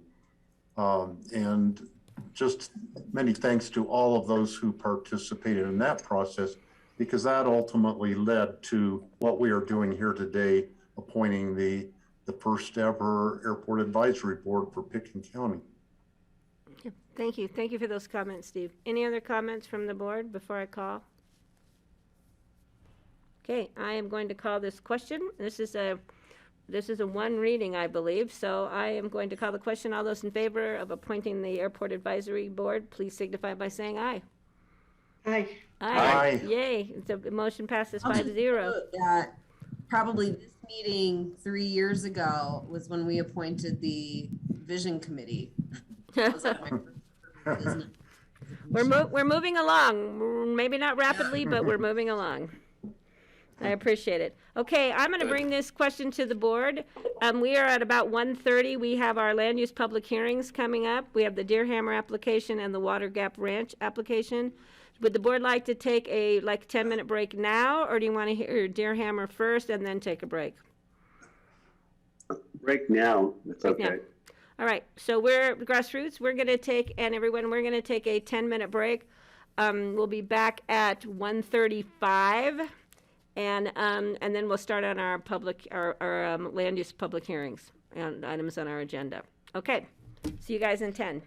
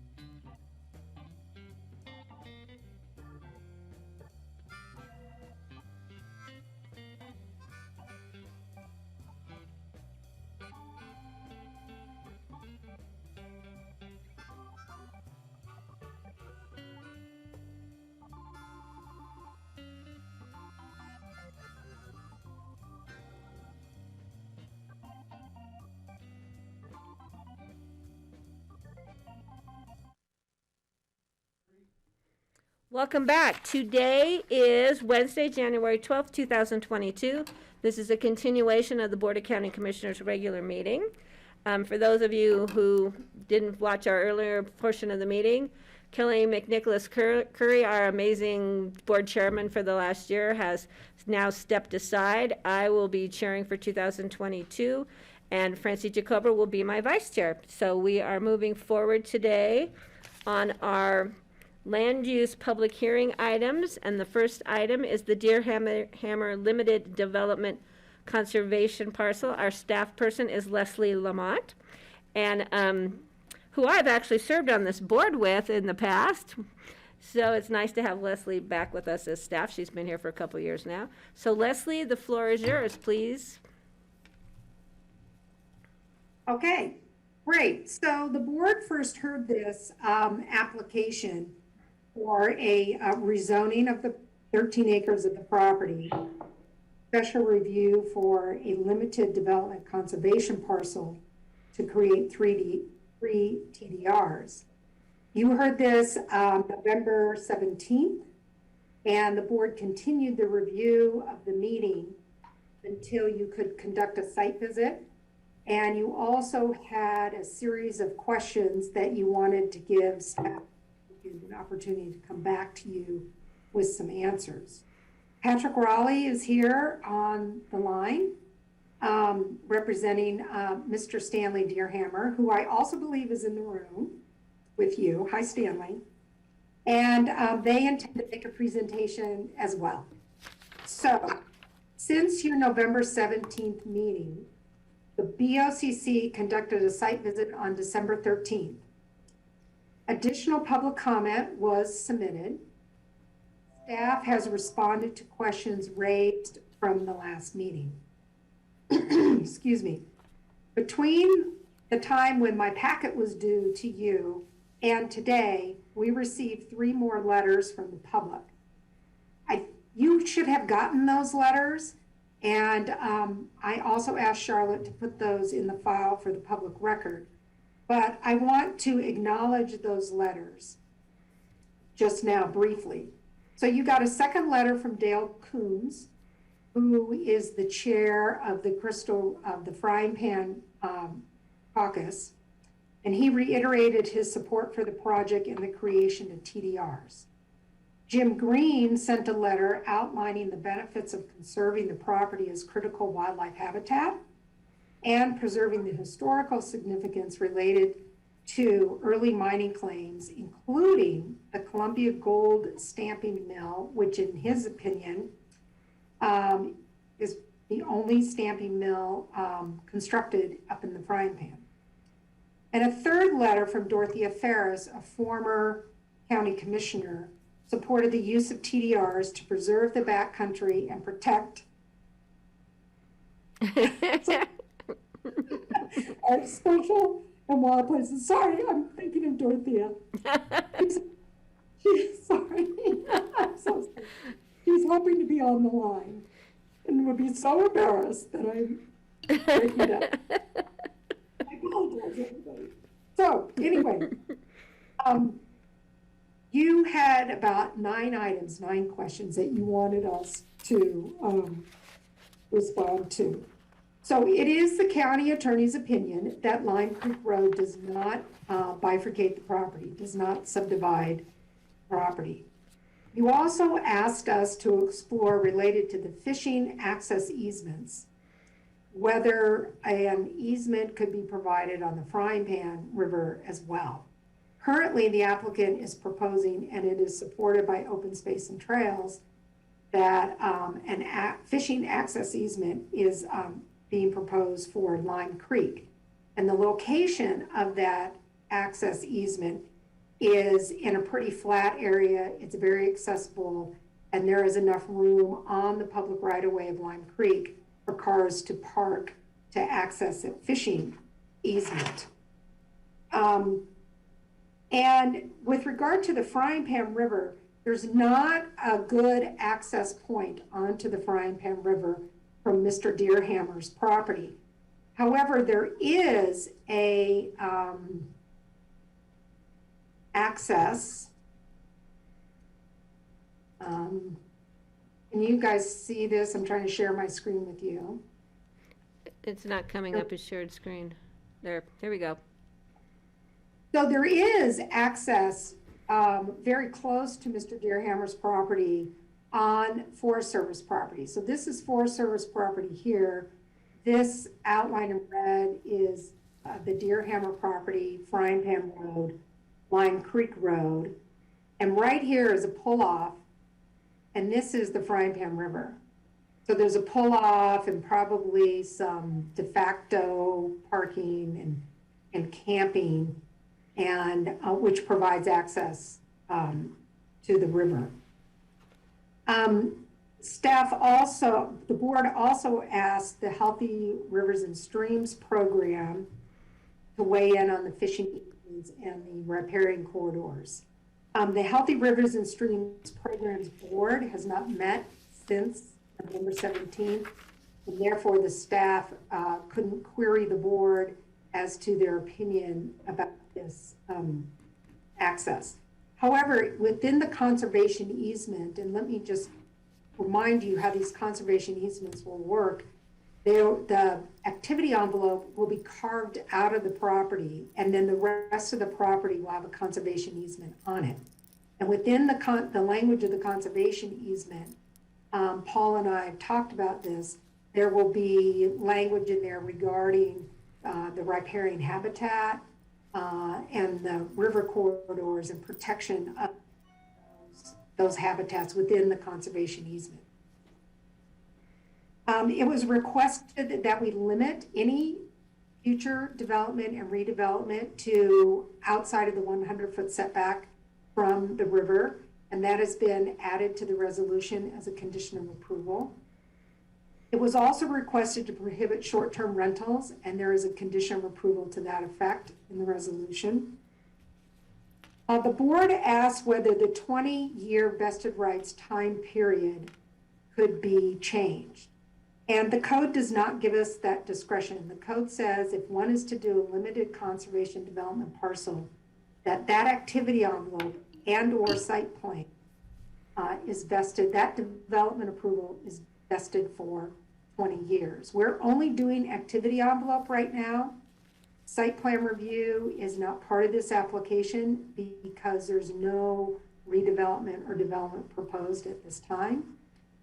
If someone comes forward with a redevelopment of the property, then we would be doing site plan review.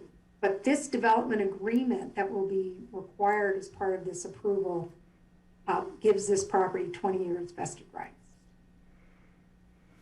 The board asked, what is the development potential of the property as is with the current zoning? And a site-specific development plan was not submitted with this property.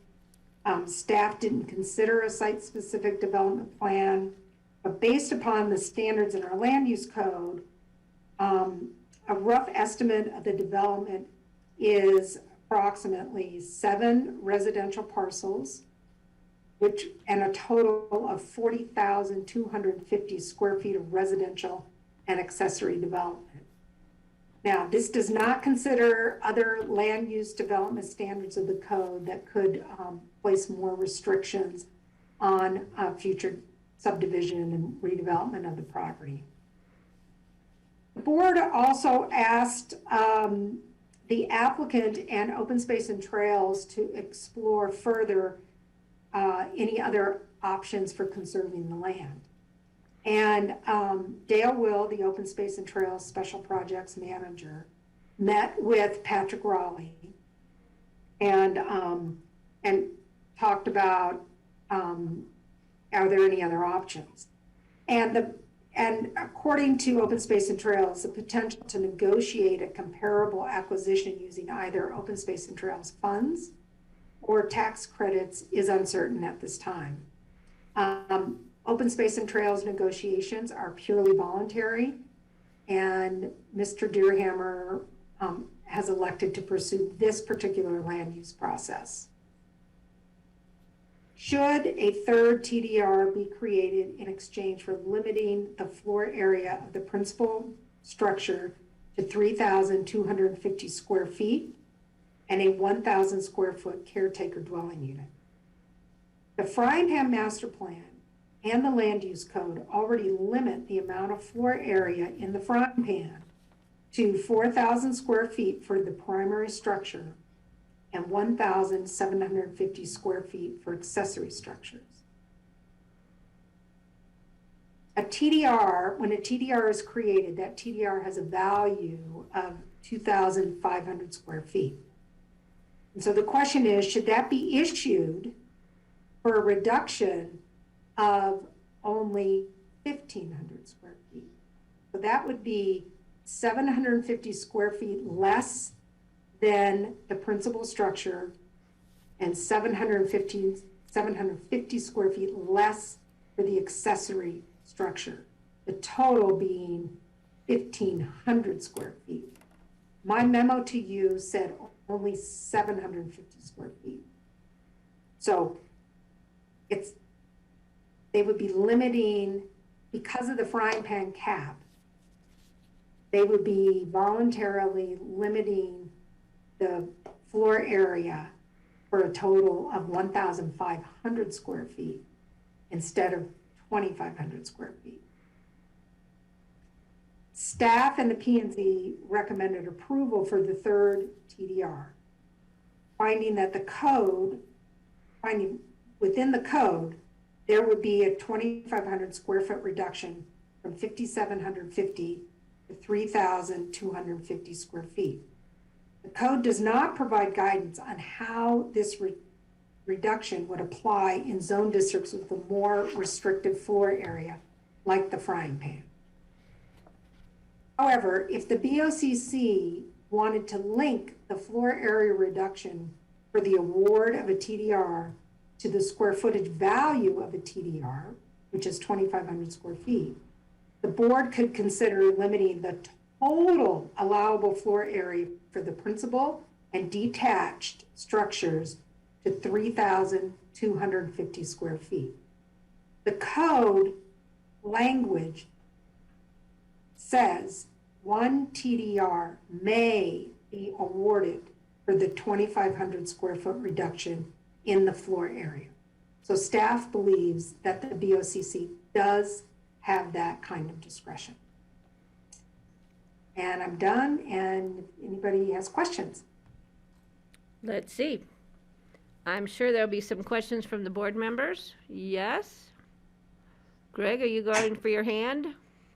Yep, that was me. Thank you. It's funny that the hand raising thing comes on automatically sometimes. There's a ghost in this thing. It's your cat.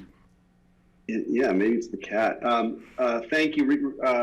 So for the two TDRs for the, neutralizing or however we're calling it, the land is not really a question for me.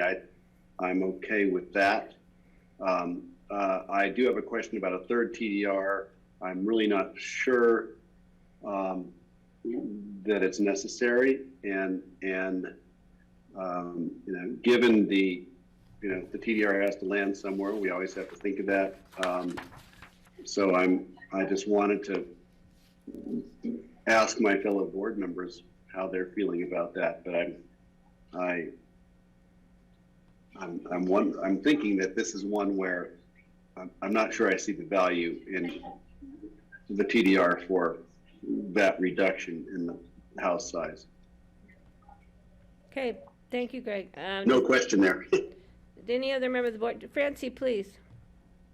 I just want to, let Mr. Deerhammer know how much I appreciate him pursuing ways to put this land in conservation, because it is a pretty spectacular piece of land and it is visible to everybody who comes up the road and everybody who lives in Thomasville.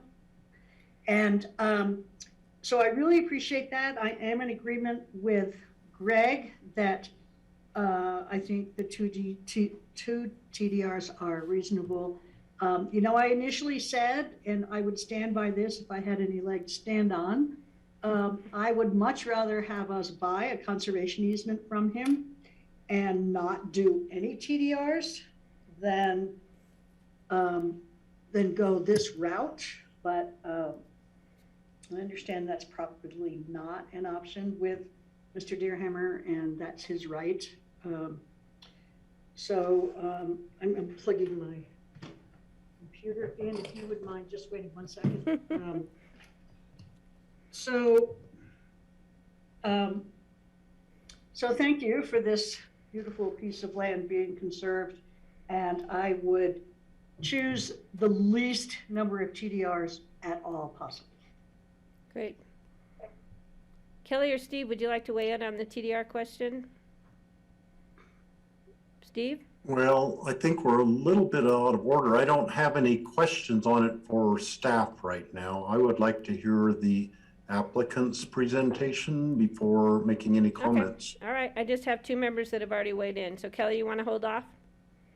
Yeah, I'm gonna follow Steve's lead on that. Okay, so we'll come back to that. Just don't let me forget, it's on my list. I do have a question about the fishing easement. I want to comment, since Leslie brought it up, and Patrick, you might want to respond to it, but this fishing easement has been offered by the applicant, is my understanding. It's not being something that the board was asking for. And just for further clarification on that, I think we're now calling them recreation easements. I'll check with Leslie and Suzanne on this.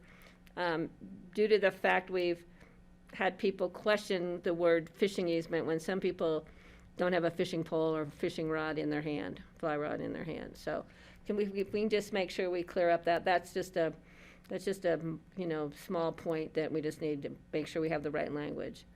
So if there's no other questions from the board of any of the comments in the presentation Leslie made. Leslie, you want to add something? I will change both the ordinance and the reso to reflect that Patty Clapper is now the king. Thank you. I appreciate that. Okay, so if there's no further questions for staff, Patrick, I'll give the floor to you. And if you'd like to invite Mr. Deerhammer in at this point, I'm going to let him make comments with you since he is truly the applicant. He is truly the applicant. So thank you, Patty. For the record, my name is Patrick Raleigh, Stan Kloss and Associates. I am here with Stan, but he is, as before, would like me to handle the presentation, but he is available if any questions do come up. So let me share my screen. We'll go through the,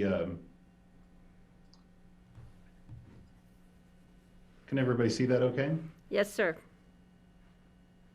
And, okay.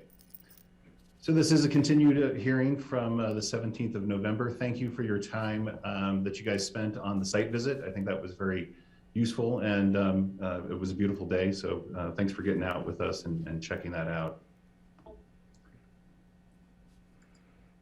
Oh, come on. Having an advanced problem here. There we go. So at this continued hearing, I'll try to be brief. I don't think we need to go over too much, but I'll answer some of those questions that you just had. We'll give a brief overview of the application where I will, likely answer those questions and just kind of refresh everybody's memory of what the request is.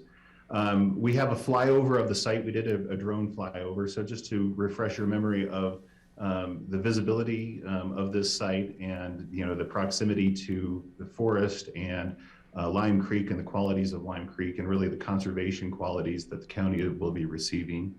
We'll give a recap of the conversation that I had with Dale at OST, which Leslie has largely covered, but we can get into it a little bit more. We'll review the public comment.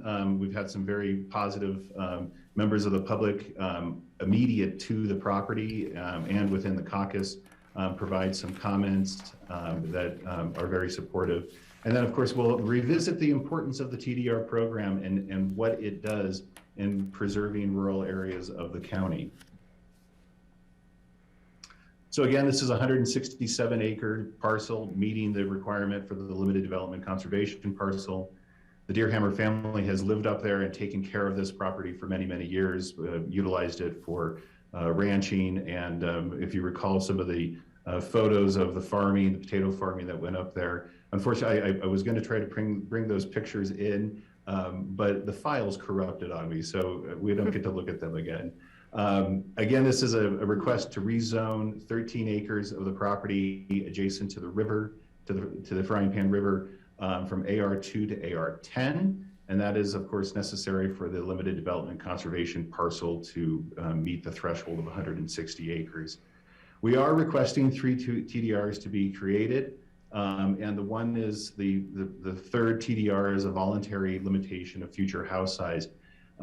We understand some of the concerns voiced by the board, and in an effort to try to move the conversation forward, Mr. Deerhammer has agreed to limit the overall floor area of the site to 3,250. So there is a direct correlation with the limitation of floor area to the TDR that is being created. And hopefully that will allow us to move forward a little bit more quickly.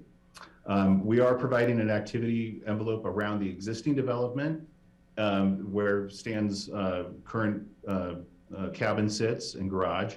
And then that will also, be extended out to provide for future development, though none is proposed at this time, for future development beyond the 100-foot setback from the river. So that will be taken care of post-approval with staff.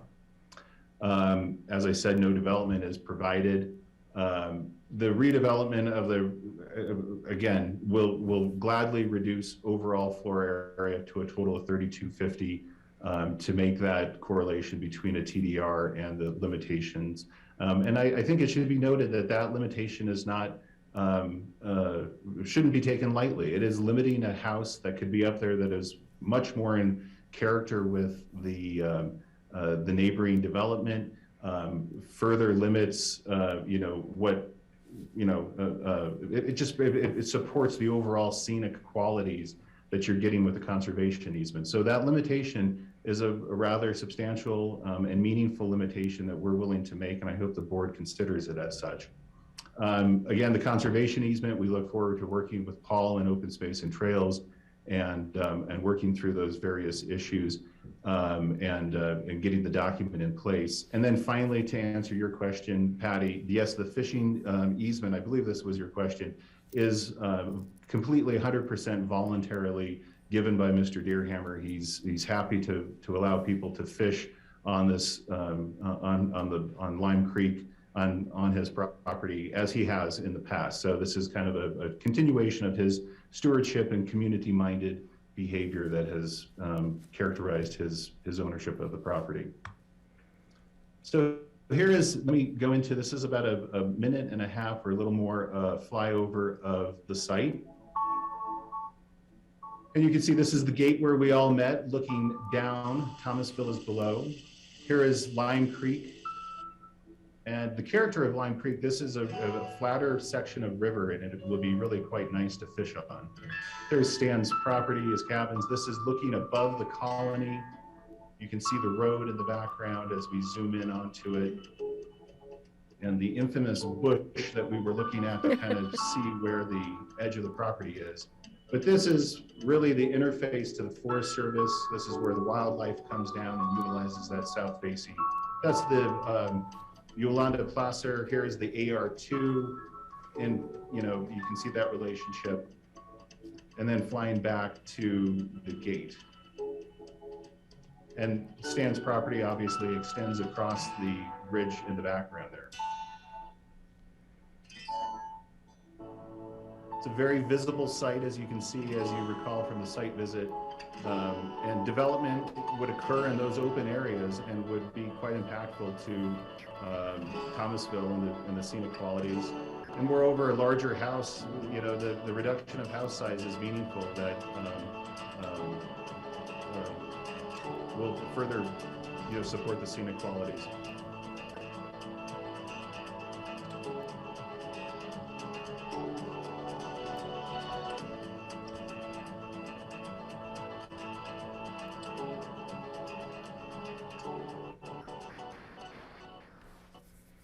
So that was fun. Hopefully that reminded everybody of our wonderful day up there. Oh, there we go.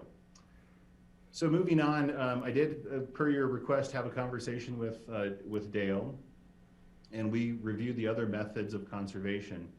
We reviewed a recent appraisal that was done in 2020 that Stan had done, and so we had a baseline of what the valuation of the property was. Probably largely, centered on the existing development that was there. Dale and I had a very good and frank conversation, and Dale understands and appreciates that TDRs are the best option for Mr. Deerhammer at this point. You know, if you pursued a conservation easement via tax credits, which can be bought and sold, or through a purchase by OST, the end result will always be less for Stan and for his family than what the TDRs provide. So that was the fact of the matter based on how, you know, this works, and Dale can speak to that. I think he will be on later in the hearing, and if he wants to add anything, I wish he would. Obviously, Dale and Open Space and Trails appreciates the conservation and, you know, acknowledges that this frees up money for Open Space and Trails to pursue other conservation easements, maybe where a TDR route is not appropriate. So it's really allowing, you know, future maneuvers to be made. And then obviously Dale, again, supports the creation of the TDRs and the resulting conservation. So the public comment that we've received to date, again, I stress many of them were very adjacent to the property. I believe, Steve, that was one of your concerns, is to hear how people that are neighbors and within the caucus feel about this. And you received some good feedback from Dale Combs, particularly about how the caucus is in support of it. And you will also see Dorothea Ferris has some wonderful points on the importance of the TDR program and how this particular application fulfills those. But the creation of TDRs, you know, protects the scenic qualities of the area. You saw it, you can see how visible this property is. So it is very important from that standpoint that this land will be protected and enjoyed in its current state in perpetuity. It contains the development in Thomasville, so it really puts a hard stop on anything that might creep up from the valley. And just further removes further development potential from the valley itself.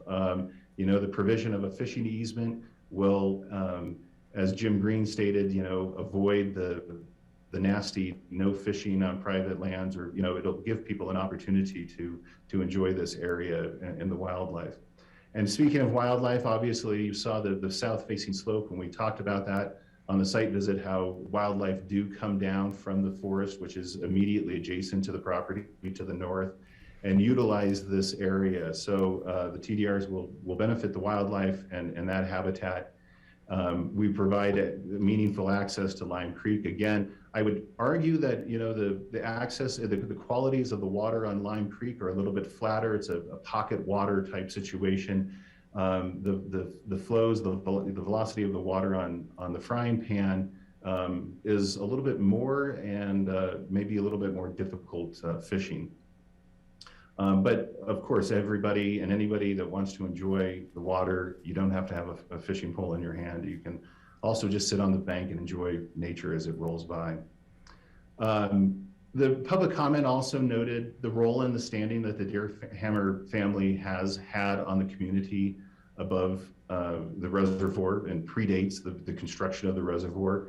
Mr. Deerhammer was probably employee number one in relation to some of those projects. So their family has deep ties, and many acknowledged their stewardship of the property, and that will continue now in its current state. But, you know, through the creation of these TDRs, the 3 TDRs, that will allow the family to continue their stewardship. And then I think as you'll see in the public comment, that the community still does support, or the commenters supported the TDR program. It's a very important program in preserving the rural areas of the land, or the rural areas of the county. And, you know, the high price, as I mentioned before, the previous hearing, but the high price that they're demanding now is bringing, I think, people forward to create additional conservation easements. So let's remember the importance of the creation of the TDR program, and remember that the BOCC has a very strong voice in how the TDRs will be used. And this is a map that kind of illustrates that. So the green dots represent sending sites where conservation has happened, and the orange dots represent approved receiver sites. And as you can see, in a very appropriate planning sense, development is centered around the already developed areas of the county, and you're protecting the more rural and sensitive areas further out.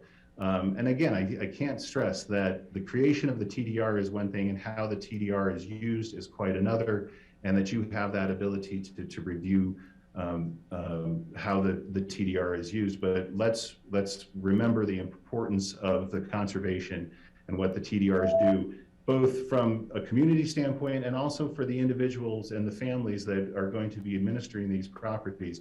This allows them to put this property under conservation and not develop it and not, do an expansive amount of development up there that would be very impactful. So it is very important to have all of those 3 TDRs as it allows the Deerhammer family to continue their stewardship of the property. And most importantly, and this will be my parting shot, the views remain.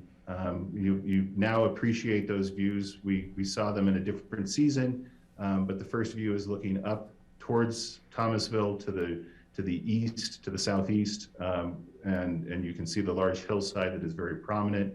The middle picture is coming into Thomasville from the south, so we're looking north, again, very visible, and then what it would look like in town. And I think we can all agree that we don't want to see houses on that beautiful hillside, and we'd rather see elk running around.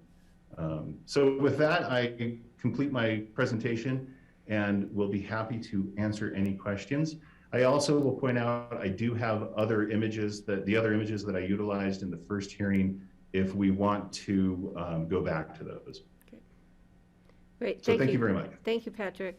So, and I really appreciate the clarification or the addition of information about the square footage issue and the agreement to bring it into compliance with the 2,500 per TDR. So that was really important. And I want to thank Mr. Childs, Commissioner Childs, for asking for that presentation so we could make a better decision on numbers of TDRs. So thank you for that, Steve. So any questions from the board about Patrick's presentation? Greg, and then Steve? Yeah, Patrick, I just remember, I think we brought up in the last meeting, was there ever an appraisal done? Can we see an appraisal? Excuse me, I'm sorry. My internet just froze and I just got kicked off. So if you could back up about 15 seconds. Sorry. Just wondering if there was an appraisal. I think appraisal was mentioned. I don't know if we ever, I didn't see it. I apologize if I missed it. No, in fact, there was an appraisal, Greg, done in 2020 that I shared with Dale. It wouldn't have been released. It was actually how it was prepared. It was difficult to get the whole thing released, but the cover page of it contained the salient information of the appraised value of the property, which I believe was $845,000. So that was what Dale and I discussed when you look at tax credits, and Dale can speak more authoritatively on this, but I believe, everything will always just approach about maybe 80% of the appraised value. So you can kind of understand the delta on the, from a monetary standpoint. Great. Thank you, Patrick. And that was in 2020, correct? Yes. Okay, thank you. I believe it was 220, yeah. Yep. Steve, please. So my first question might be partly for Patrick, but maybe for staff also.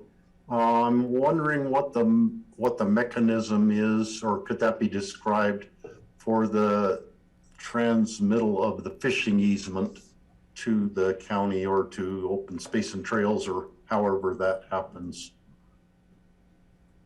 My understanding is post-approval, Steve, we'll be working with Paul and Open Space and Trails in connection with the overall conservation easement.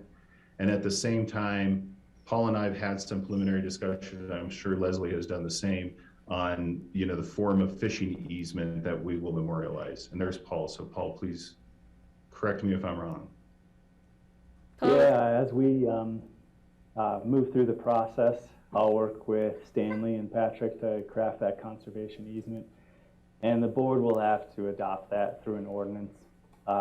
Both the easement and the fishing easement, or what we'll call a recreation and access easement. Patty was correct.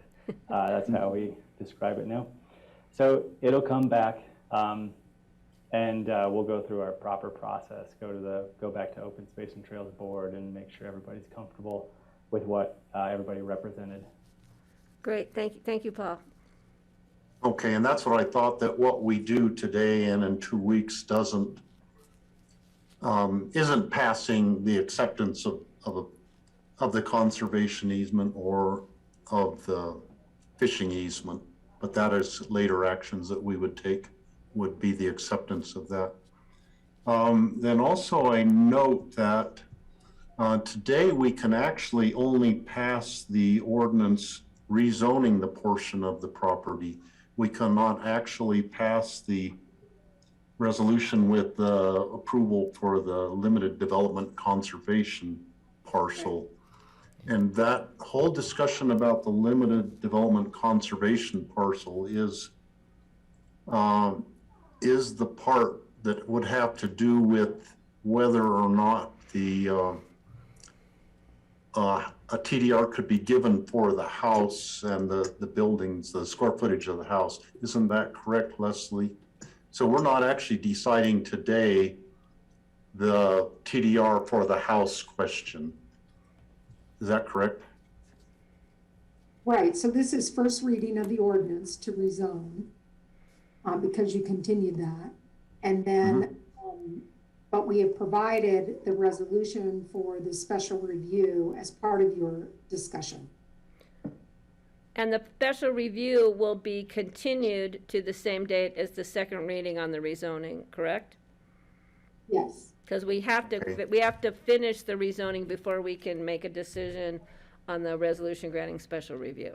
So it's a confusing process since we continued the first. But yeah, Steve, you're right. But the plan for today was to allow us to discuss, not approve, the issues of TDRs as part of the resolution. And then are we hearing public hearing today and on the whatever the date is, 27th? 26th, if we continue to that date. Yes, I'm going to be taking public comment today. Okay, thank you. Thanks, Steve, for the clarification. Any other members of the board wishing to comment or questions on either staff or Patrick's, the applicant's representative, with their presentations? All right, yeah, Kelly, please. Yeah, I just want to summarize what my understanding is. I think it's accurate, but it's helpful to check in. And Patrick, nice to see you. Happy New Year to you and your family. Happy New Year. Thanks, Kelly. Mr. Deerhammer, I'm sorry I didn't make the site visit. I had some other family obligations. I know you all had a successful day with that, and I've been supportive of this since we first heard it, so I didn't feel like it was super essential to rearrange my schedule to be there. But I am sorry to have missed you all. I think I just want some clarification. This probably is for Leslie, that of the steps here. So the rezoning of the property is what gives us the totality of the acreage that allows for the limited conservation development option for Mr. Deerhammer's application. And then when we're looking at the amount of acreage allocated to the development itself, that the total less that leaves us with 97 acres. And then per the code, it's 1 TDR per 35 acres.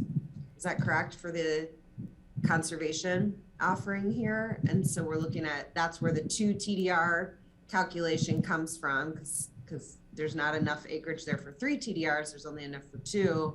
So then the 3rd TDR that's being contemplated is due to the square footage reduction. Well, there's an existing residence on the property, you deduct acreage off of the total, and then you divide that by 35. So that gets you your 2. And then Mr. Deerhammer, by voluntarily limiting the floor area on the existing residence, is requesting the 3rd.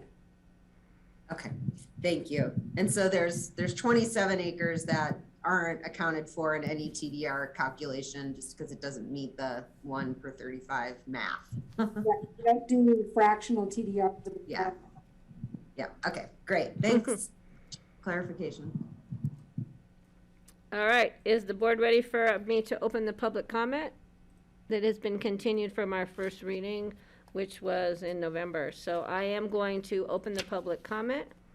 And for any of those who would like to submit comment, would you please raise your hand? Which buttons do they push, Andrew? *6?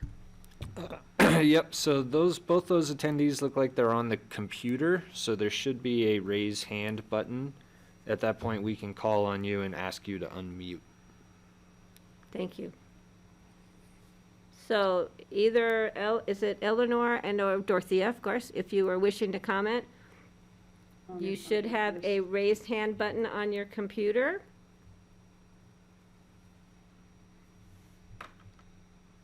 We can also just call on them if you'd like. Yeah, so Eleanor, if you want to speak, I'm just going to allow you to, so you just need to take yourself off mute. Is she off mute? I'm waiting for the water gap branch. Oh, okay. Well, thank you. Okay. Dorothea Ferris, if you would like to comment on this application before us, which is the Deer Hammers, we got the great, well-written letter from you, which brought Leslie to tears. So if you would like to unmute, we will hear your comments now. Please re-enter your meeting ID. Help me? Dorothea, it seems like you're on the meeting on your phone already, so you don't need to make the phone call. If you speak, can we hear you? No, I don't think so. Can you? Yes, we can, Dorothea. So you can go ahead and submit That's a first. That little mute sign just showed up. All right, I am here. And thank you. And I'm sorry, Leslie, that once again we brought each other to tears. It isn't the first time, having been there years before.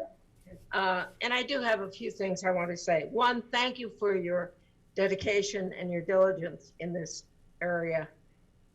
It's a 50-year project at least. I arrived in the Crystal Valley and the Roaring Fork Valley in Aspen, June 7th, 1957, when there was a flood and the bridge went out in basalt. So a lot of things have happened and have been done. And the frying pan has been a special part of all of that. So my comments have to do with, which will be rather detached because it's different notes. I'm considering the application for the 3 TDRs. One, I want to comment that a lot of places are worried about development and improper development and wrong place development. Pitkin County has taken sincere steps with TDRs and with open space to protect what we have and to move forward in a positive way. And TDRs are very special. People say, gee, what an interesting concept. You've made it work. And it takes revision, it takes study, and it takes making it work to get to the goals that you want. And the goals that I think you've heard are protection of an incredible environment that we don't need to talk about. That was quite the overview, flyover of that place. And that valley is special also. And its history is special. We forget when we talk about it. Talking about the limestone or the mining or the railroads that go through there. There's an incredible history, a schoolhouse, limestone factory.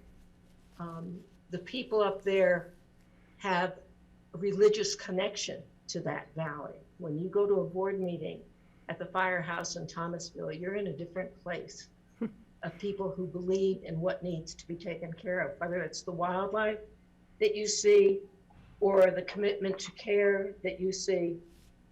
And in discussing the protection, I think that comes easily, but the size, I think, that was brought up, protecting the size of a dwelling. I think if you look at large dwellings being built in our valleys, or normal size or small, there's less impact from the smaller ones than there is from a larger one. So I think limiting the size, Leslie and I could cry over that one. We had a lot of moments about limiting size of the house and what does a square foot addition mean to a house.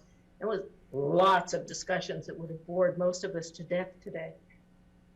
but it means something. A smaller unit does place a lower level of demand. So I think the idea of size is important for the demand and the requirements it places. I think the TDRs, why we're protecting them, for view, for impact, for wildlife, for scenic, just for fewer of us, I think is important. Just once, I don't want to miss anything, and I'm trying to be beautiful. And I think that's it, though. I just want to thank everyone who was involved in this, and at ComDev, to the years that have been spent on protecting and preserving this valley.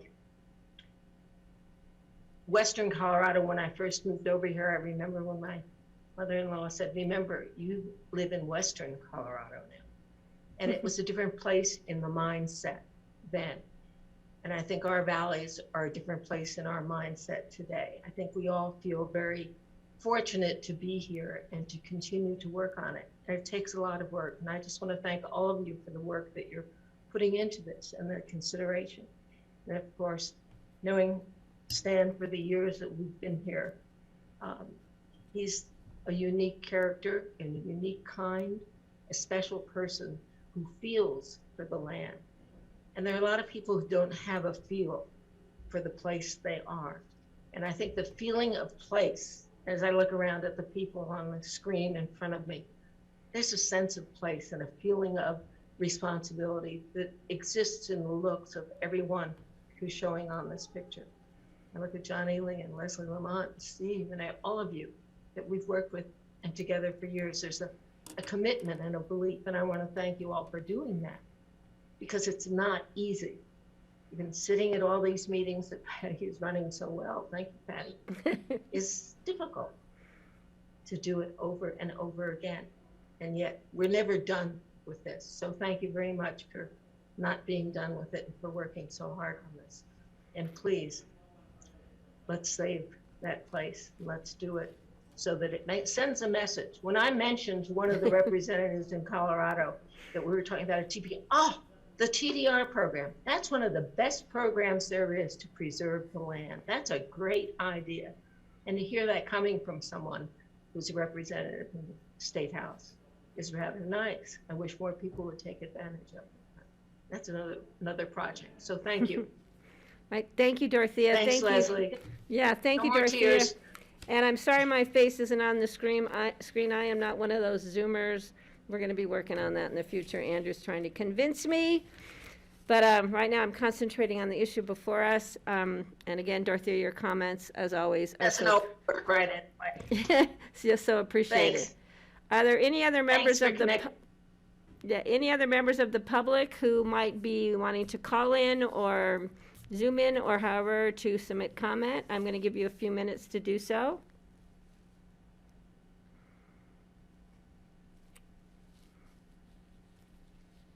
And seeing none, I am not closing this public comment, right? Leslie, we're just going to continue it because we will have another reading on the rezoning part of this discussion. And I want to allow for more public comment to come back to us at that time if appropriate and necessary. Okay, bringing it back to the board. Are there further comments, questions? Leslie or Patrick, do you have any more information that you would like to present? I do not. I'm available to answer any questions. And like I said, we can go back and look at some other maps that I had if necessary. And Mr. Oaks, yes, Steve, please. Oh, well, I just want to do comments, but were you going to ask if Leslie has further comments? Well, I did ask both Leslie and Patrick, but I was going to ask Mr. Deerhammer, who I think is tuned in. Is he tuned in to us? If he would like to say a few words? Do we see him anywhere? I'd just like to say, hi. I'd just like to say how much I enjoyed the site visit, and gosh, you guys are all so nice, and yet you asked some hard questions, and I'll just have to admit, I thought it was a lot of fun overall. And thank you very much for all the hard work all of you have put in. So thank you. Well, thank you Thank you to you. Yeah, thank you for clearing the road for us. Suzanne Wolf, thank you for driving up the frying pan, and I didn't have to do it. I appreciate that because it was a little sketchy. And Leslie, thank you for the hot chocolate. Yes. All right, Steve, if you would like to continue. Okay, first of all, I wanted to comment about the site visit. That, to me, was the nicest site visit that I have been on in 9 years as a commissioner, which is thoroughly enjoyable. Most importantly, though, I needed to get on that land to understand the rezoning question, to see all of that on the ground was so important. And I'm sorry, Kelly, that you couldn't be there. It was really just a great day. We all thoroughly enjoyed it. We all enjoyed meeting Stan. And I don't know if you maybe didn't hear the comment that the last time I met Stan before we did the site visit was when we were in high school, and I met him in the backfield of the Roaring Fork High School team when I tackled him there. Wait a minute. I thought the story, Steve, was that you were chasing him into the end zone. That's the story that's No. Hey, a lot of time has passed. Memories are not obscured. We would both need our walkers now if we were doing that again, I think. And Steve, don't forget Mr. Deerhammer's parrot. Is it a parrot? The greeter at the house, which took us all by surprise. Yeah. So getting down to the heart of the matter, going into, after our earlier meeting and going into the site visit, I was leaning favorable towards approving the rezoning and the granting of the 2 TDRs.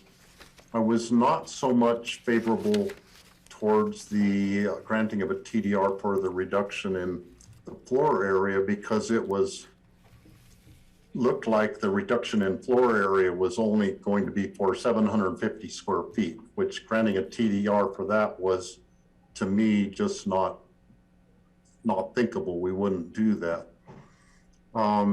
After going on the site visit and hearing the testimony today, I'm 100% in favor of the rezoning. The AR2 portion of the land was all right down next to the river, where most of it, I think, within the 100-foot setback from the river, where no development would even be allowed, which is just inconceivable that AR2 zoning would even work on that strip of land right now. And really the only reason the line was drawn was because of the easement of the power line, which runs right through the middle of the property. So it's completely obvious when you are on the ground that it's all one contiguous piece of land, all on that one side of the Frying Pan River, away from the development along the Frying Pan Road, where the AR2 is probably a very appropriate zoning, where the houses are across the river from there. So I'm just 100% behind the granting of the 2 TDRs and doing the rezoning for that. I'm much more in a neutral position now. I must say I'm leaning more in favor of granting a TDR for the reduction in the floor area, with the provision that the total floor area that would be allowed would be 3,250, which would include the size of the principal residence and the size of the adjoining, I can't remember the exact word, Leslie, but the other structures with the 1,000 square foot CDU.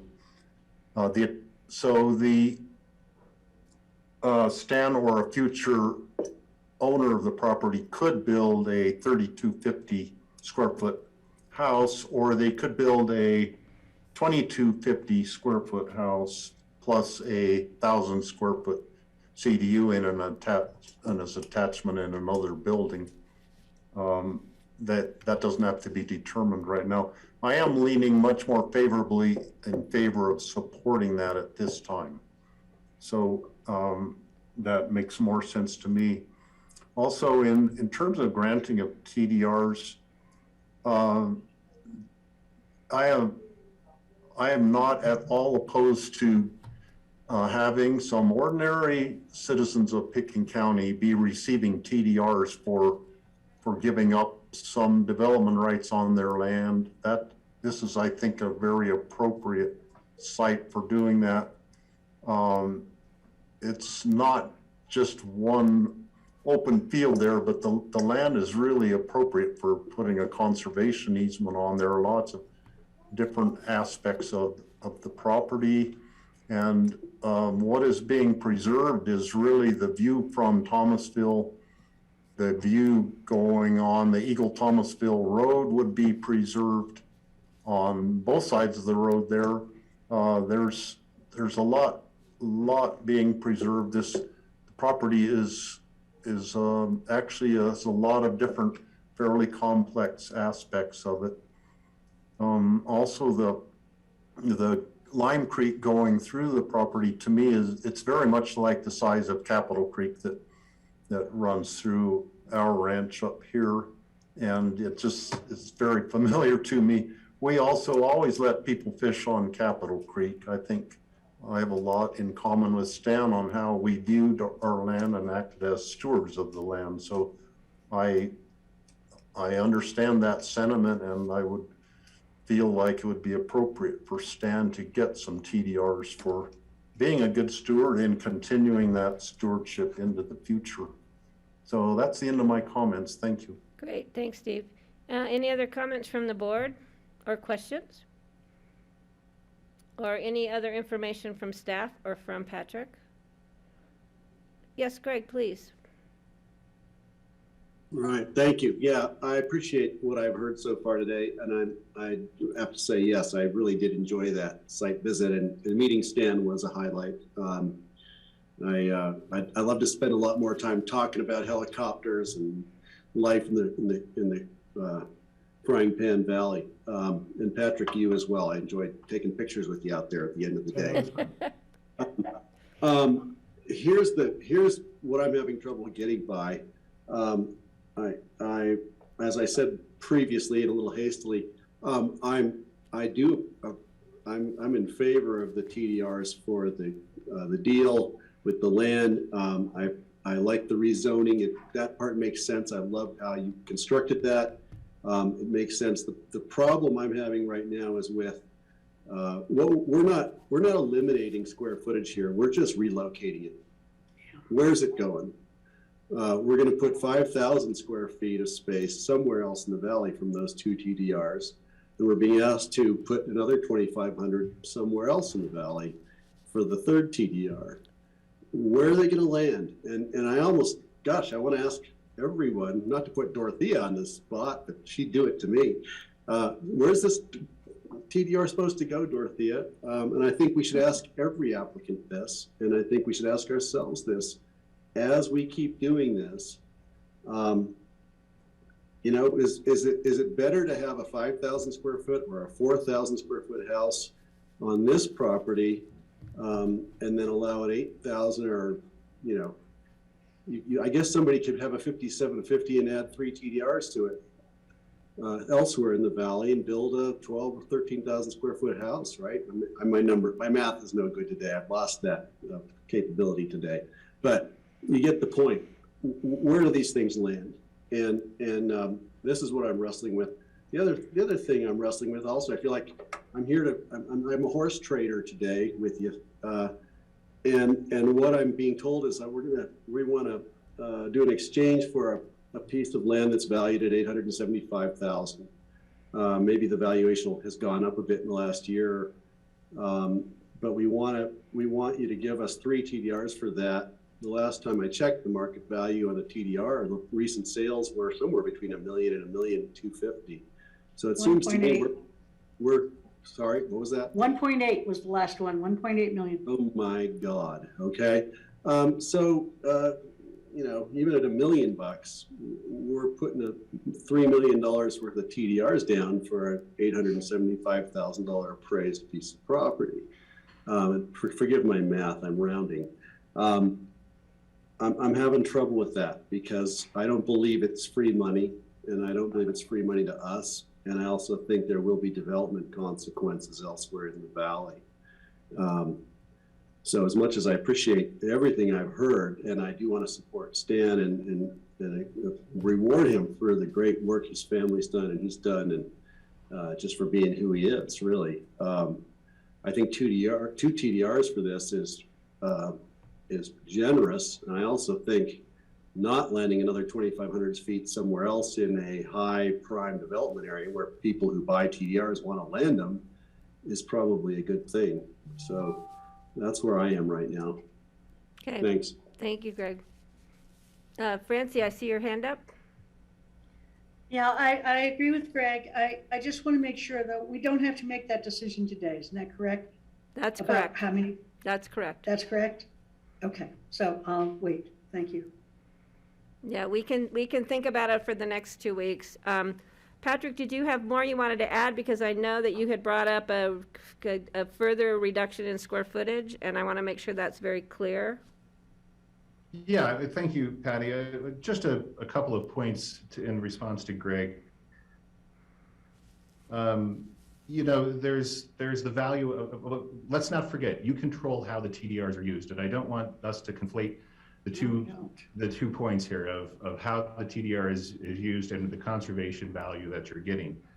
I think it is very important to remember that limiting the house size to 3,250 is much more appropriate with the existing development that's up there, and that a larger house would be impactful, and it would in some form impact the conservation value that you're getting from the other two. So it's a very important thing to remember that it's a smaller house. It's going to be much more, and would be, I mean, this is all theoretical, but it would be a much more compatible home to existing development than, you know, whatever it might be beyond that. So I think it's important to note that.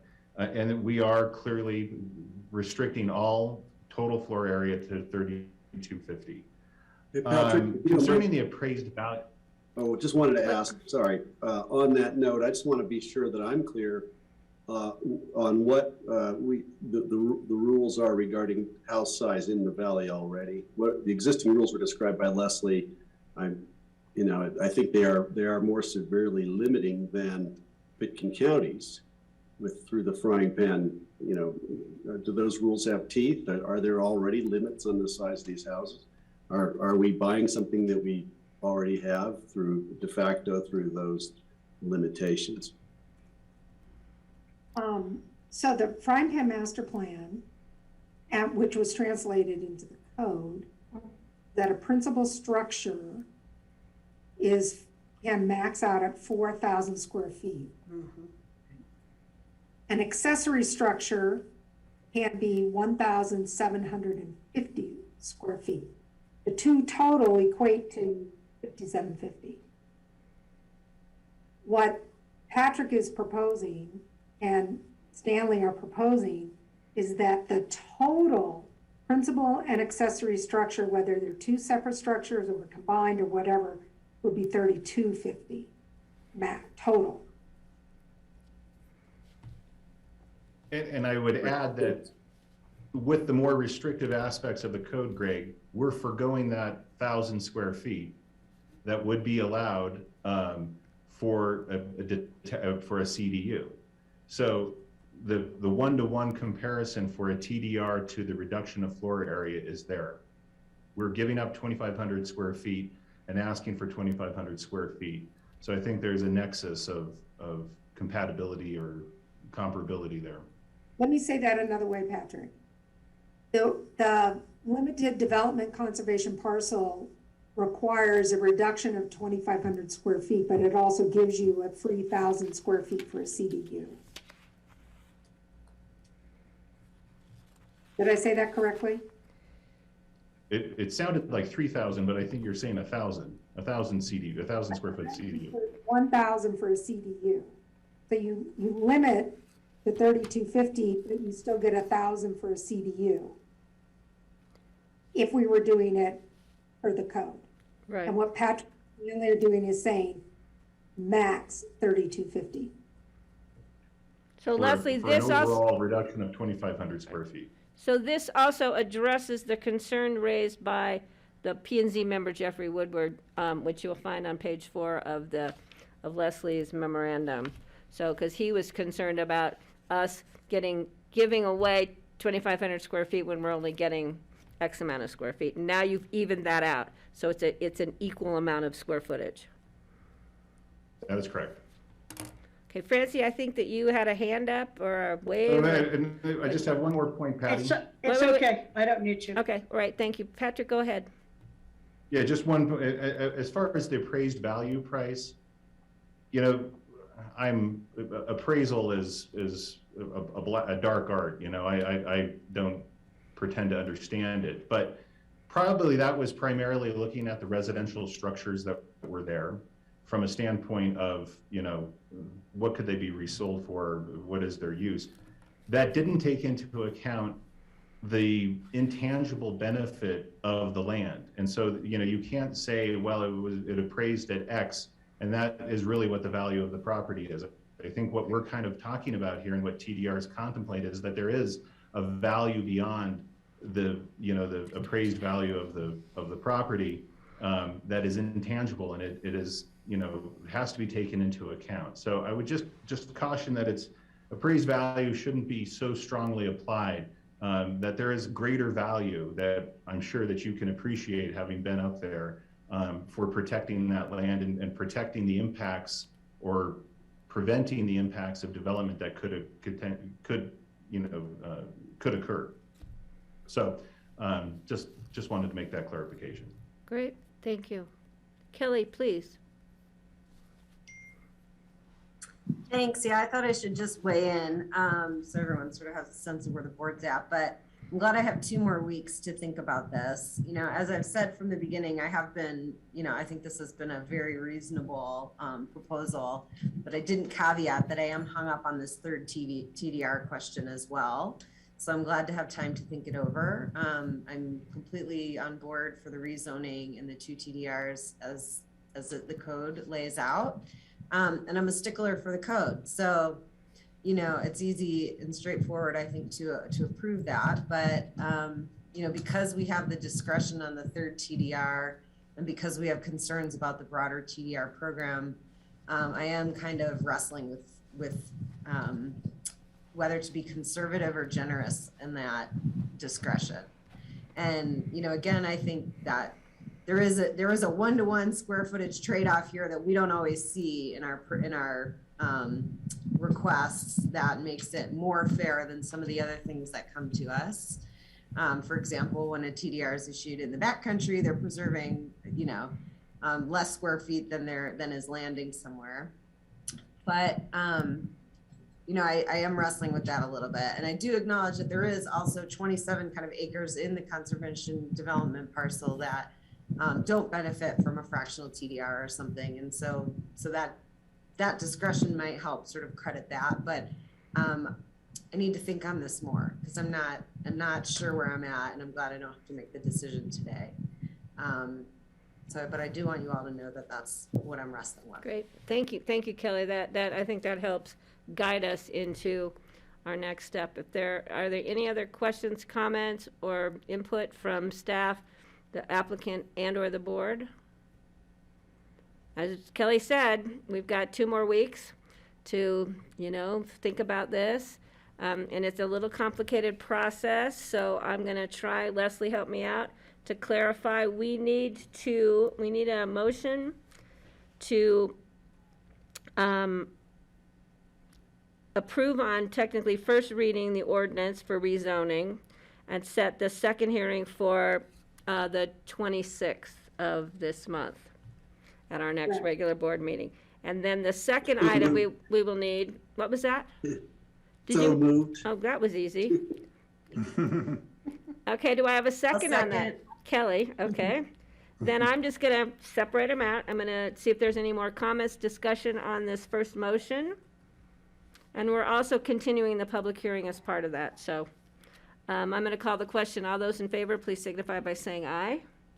Aye. Aye.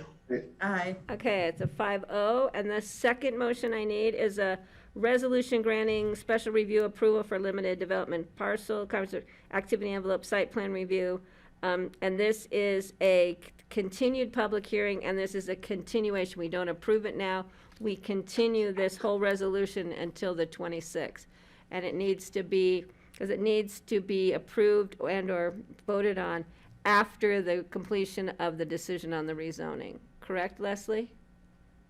Yes. Perfect. So moved. Greg, thank you. Seconded. Thank you, Francie. So I have a motion and I have a second to continue the resolution until the 26th, and continue with that, the public hearing.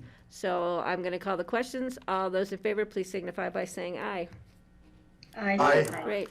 Thank you, Mr. Deerhammer. We so enjoyed and had such a great time with you. And Patrick, it was great to hang out with you up there, and I can't wait to go fishing, hopefully in the future.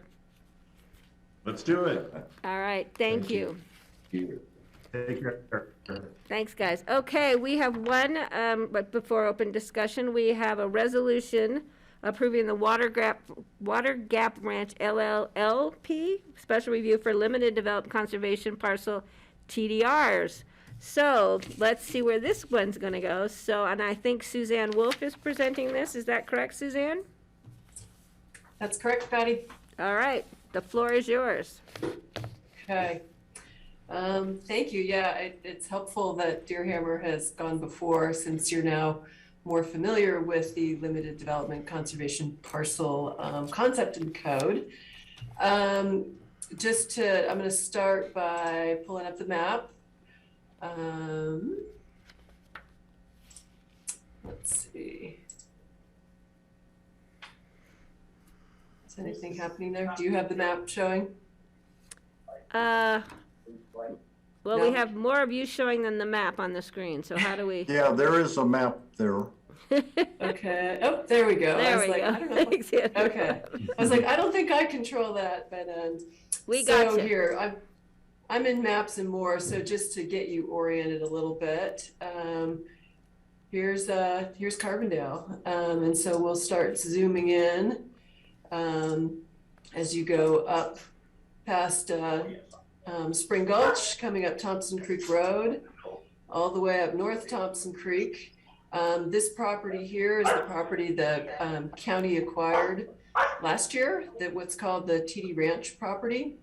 And this is the Water Gap Ranch property, which is up Yank Creek. And I think if we keep zooming in a little bit, you'll see this is a 160 acre parcel. I think I can drop in, where you see how the creeks flow through there. So just to get you oriented a little bit, up at the top, I mean, as you go out, you'll get over into the 4 Mile area and Marion Gulch. Okay, wait, we have conversation going on somewhere here that's. Well, this is Judy Fox Perry. Oh. Down here. So we. I didn't think she looked that bad. Guys, wait, hold on. We've got people who need to mute because your conversation is coming over. Dorothea, if you could mute, the voice is coming over there. Thank you. So Suzanne, I have a question. Can we click off that box there so we have a, could you show on that map where the actual access is? I see the Yank Creek, et cetera, but I want to know where the access is, where there's a road. Okay. An existing, Sorry. yeah. So let's see, as we come in, I mean, there's a road, the road continues through, that's the Forest Service lands are shaded out, but I think if I take some of that shading off, you'll see Can as she we click zoom off that in box? more. Wait, Suzanne? Suzanne, there should also be a roads layer in that left layers pane that we can turn on. Yeah, it's here. Oh. Do you see that Yank Creek Can she Road click showing that up box now? off though? The one that's showing the parcel? This one? Yeah, that's interfering in the screen. Could you just close that pop-up where it's showing the parcel and the owner information? Got it? Perfect, Okay. thank you. Okay. Thanks, So Andy. here, I think now you can see that we're zoomed in more. You can see where this road here, I'll backtrack a little bit, North Thompson Creek Road down here. And then you're turning off and coming up this Yank Creek Road, which comes up into the parcel. Is that what you're That's asking about, what I wanted Patty? to clarify, because it was hard on the mapping that I saw to differentiate the creek from the access. And that is a viable, certified, real access road, correct? It's an existing road, yes. When we did go on a site visit, Dale, Paul, Rye, and I were able to join the Perrys and go out there. And yes, we drove in on that road. Great. Thank you. Okay. Do you want me to keep that map up or? Does the board need that map up, or do you have any other things you need to put up in front of us? I can pull up some pictures from the property if you would like to see those as well. Let me stop sharing that. Yeah, I think that would be And, beneficial to the board. I did put a few pictures in the staff memo, but let me see if I can grab. Here we go. And this was I just grabbed a handful of photos. So you're seeing those now? Yes, we are. This one, we'll just show you again. We'll talk more, but this shows the little bit of what remains of the homestead cabin. It's just again, the family can probably speak more to exactly what all you're seeing, but I'll just do sort of more broadly. Here's Yank Creek as it's coming through the property. This is more just to give you a sense of the character of the property. Aspen Groves, riparian area, and there we are walking on one of the roads on the property. So there are some ranch roads that that go through the property. Let's see, I think I've got one more in there. And that's looking up to the north end of the property. As you can see over here, I think that's a natural gas line that goes through, and the connection on this end is over towards Marion Gulch. And back up this way would be off to 4 Mile. So hopefully those just give you a little bit of a sense of the property. And I'm going to go ahead and pull those down, and if you want me to put them back up, I can certainly do that. So that was sort of just to give you the lay of the land and a little bit of an understanding of the property we're talking about. Just quickly, since you did just deal with Deer Hammer, just to point out one difference is that this property is all zoned RS30, and there is no rezoning necessary to be eligible for the limited development conservation parcel. So it's an RS30 zoned property. It contains 160 acres. So it meets those basic eligibility requirements under the land use code. And I think now, because you've had all the conversations about Deer Hammer, you're more familiar at this point that this is one of the tools we have in the land use code, a conservation tool in the land use code to preserve properties. And this tool allows for the creation of TDRs in return for restricting future development on the property. The applicant's request of you is to obtain 4 TDRs and reserve the right to have an activity envelope and allow for limited development of about 1,800 square feet for a cabin and associated accessory structures related to that. So I know online we've got I think all of the family, Judy and Will Perry and Ned, it looks like there. I saw there was another Sam Perry who I haven't met, but he's available, and then Eleanor, the daughter. So they're all available online. And then Paul and Rye, who were both on that site visit with us as well. So we kind of have the whole team assembled for you today. So obviously you can understand from looking at this, it's a pretty remote property. It's surrounded by Forest Service lands. It is adjacent or nearby to some other properties, but again, those are, remote and have limited development on them. And we've talked a little bit about the physical access of getting into the property. The application was referred to Open Space and Trails. We did look at this, and obviously, I think everyone's very supportive of the conservation value of this property. I think it's important to note that Matt Yamashita for Colorado Parks and Wildlife did send in a letter, also in support of conservation values. So I think everybody's easily on board with feeling that this is a property that it's it is remote and it's appropriate to look at conservation opportunities for this property.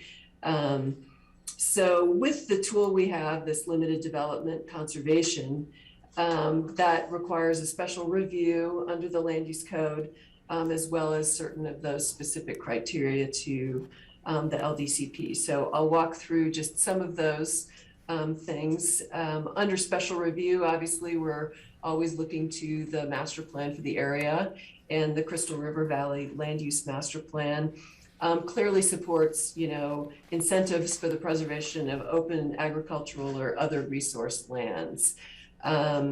We did not receive comments from the caucus on this specific application, but do feel that the master plan does speak to using these types of tools to conserve properties. The proposal would decrease development potential of this property in a remote area, and then does, as you know, create TDRs that would land somewhere else in the county. So that's always the other side of the equation that I know you've had some discussions about. Development potential of the property, if divided into 35-acre parcels. Today, there's one development right, which would allow for development of one 5,750 square foot house. If divided, would have to compete in growth management to obtain development rights for additional parcels. But in theory, potential of 4 parcels.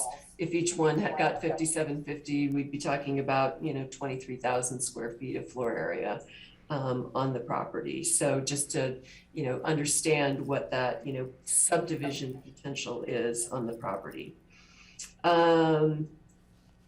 Let's see.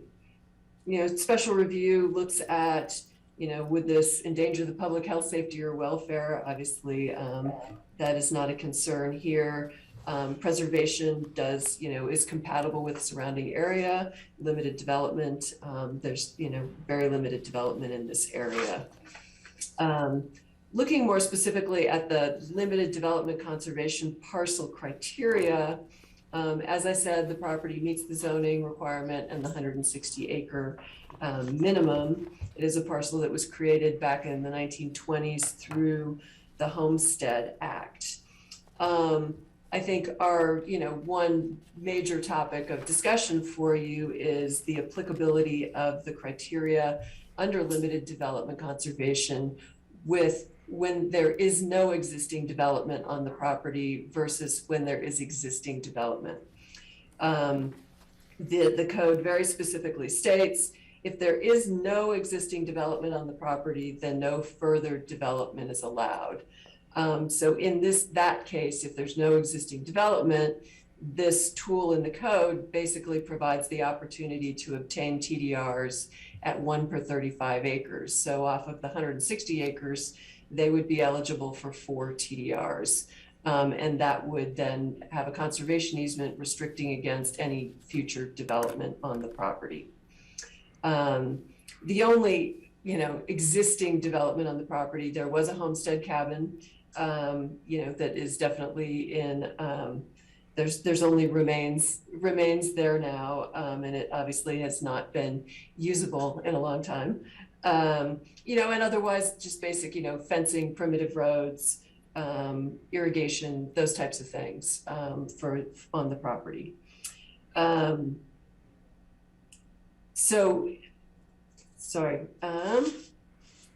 I guess, so then again, to that discussion about whether they would be eligible for TDRs and future development is essentially what the family is asking now. You know, they wanted to look at preserving the property, getting TDRs, but also reserving the right to build a cabin with that 1,800 square foot limit on it. You know, staff has had conversations with them, you know, and explained, you know, our position that this would only be eligible for TDRs given that there's no existing development on the property, and what other options there could potentially be. You know, one being that if the property was rezoned to rural and remote, there is the potential to have a cabin on the property and obtain 3 TDRs basically from that. The development would then be limited under the rural remote regulations to 1,000 square feet. That would be a different process. That would have to go through a rezoning process to rural remote to then, you know, get to that, to get to that option under the land use code to obtain TDRs as well as have development. But with the limited development conservation parcel, staff feels, you know, very strongly this does not allow for the creation of new development on the property the way the code is written today. So just let's see.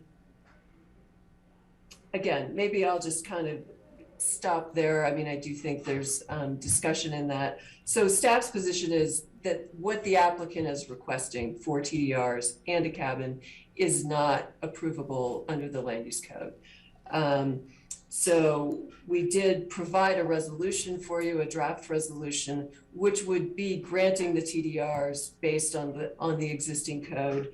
But then again, that would be no further development. So I think that's, you know, what the applicant wants to be able to discuss with the board. And again, just in order to have a resolution in front of you, that's what we've provided at this time, knowing that that is not consistent with what the applicant is actually requesting of you. So with that, I'll stop and happy to answer questions from the board. Okay, does the board have any questions? Kelly, please. Thank you. 2 questions. Gosh, I have a frog in my throat. Remind me again what the total size of the property is. 160 acres. And that's what it has to be for a limited development conservation parcel, right? Correct. Minimum, okay. And then if they were just asking for the TDRs, would that have been an administrative approval or does that still need to come to us? It's still, the limited development conservation parcel has to come to the BOCC. It's, right, you are the decision maker on that. Thank you. Any, Steve, I see your hand up, and then Francie, I believe. So, thank you. Suzanne, if another option for the family would be to ask for 3 TDRs and then leave open the possibility that then they could come back through growth management system and get approval for building a house or a cabin, which in that case could be up to 5,750 square feet, right? That would be an option they could follow? Well, under the limited development conservation provision, they're required to include all of the property, so the entire 160 acres. So they couldn't carve off 35 acres, you know, and look at different options with that. For that provision, you know, it's all in. So I don't, your scenario, that wouldn't be an option for them. So another option for the family would be, I'm trying to think of what's workable under the code. Another option would be to, before doing the limited conservation, to come to the county or go through the GMQS to build a cabin on the property and do that first and then come back and apply for the limited development conservation parcel on the remainder of the property, in which case at that point they would be allowed 3 TDRs, is that correct? So if they wouldn't have to, they have the right today to build a house, cabin house, whatever it might be. So they wouldn't have to go through growth management for the one. So right, if they went through, obtained a permit, went through activity envelope site plan review, got a permit, built a cabin, under this provision, right, they could come in. The way it works, as we've discussed, with the Deerhammer application, you take 70 acres off the top for the existing cabin. So then you'd have 90. You'd be eligible for 2 TDRs there. If they looked to that same provision about limiting the total allowable floor area, there would be the potential for a 3rd TDR. So that's yes, but that would be the process, right, given that there isn't the existing development today. Okay, so that's kind of the 2 choices, 4 TDRs and no development, or 1 house and 2 TDRs is kind of what it boils down to. Is that correct? Sorry, I have to make sure I'm like, so under, limited development conservation, 4 TDRs, no development. If you, built a cabin, you could get the 2 TDRs and the potential for a 3rd for limiting total allowable floor area. But I mean, and I guess the other option, like I said, that we discussed with them was pursue a rezoning to rural remote. Again, that does have a more limited floor area associated with it than they were looking for in terms of that 1,800 square feet. Okay, one more question, Suzanne. The hunting outfitting business where they erect a tent during hunting season, is that counted as development in terms of the limited development conservation parcel, or would that still be allowed as a future use after the issuance of TDRs? That's a temporary structure is associated with that, so it's not really development. I think that the conservation easement would address what uses have occurred and would continue, so that could clearly allow for that, and not be considered under a development right the way we look at it under the code. Okay, thanks. That's all I've got. And Francie, before I go to you, I just want to clarify with Suzanne, how does then the term developed property or undeveloped? I mean, that's another issue we have to determine, correct? Whether we're considering this property with existing development or if we're not. So that also comes into play with where we can go, correct? Right, I guess, again, yes, there was a cabin at one time on the property. So staff's position would be that really is not existing. It's not an existing dwelling unit. You also get into, the language of a dwelling unit under the LDCP.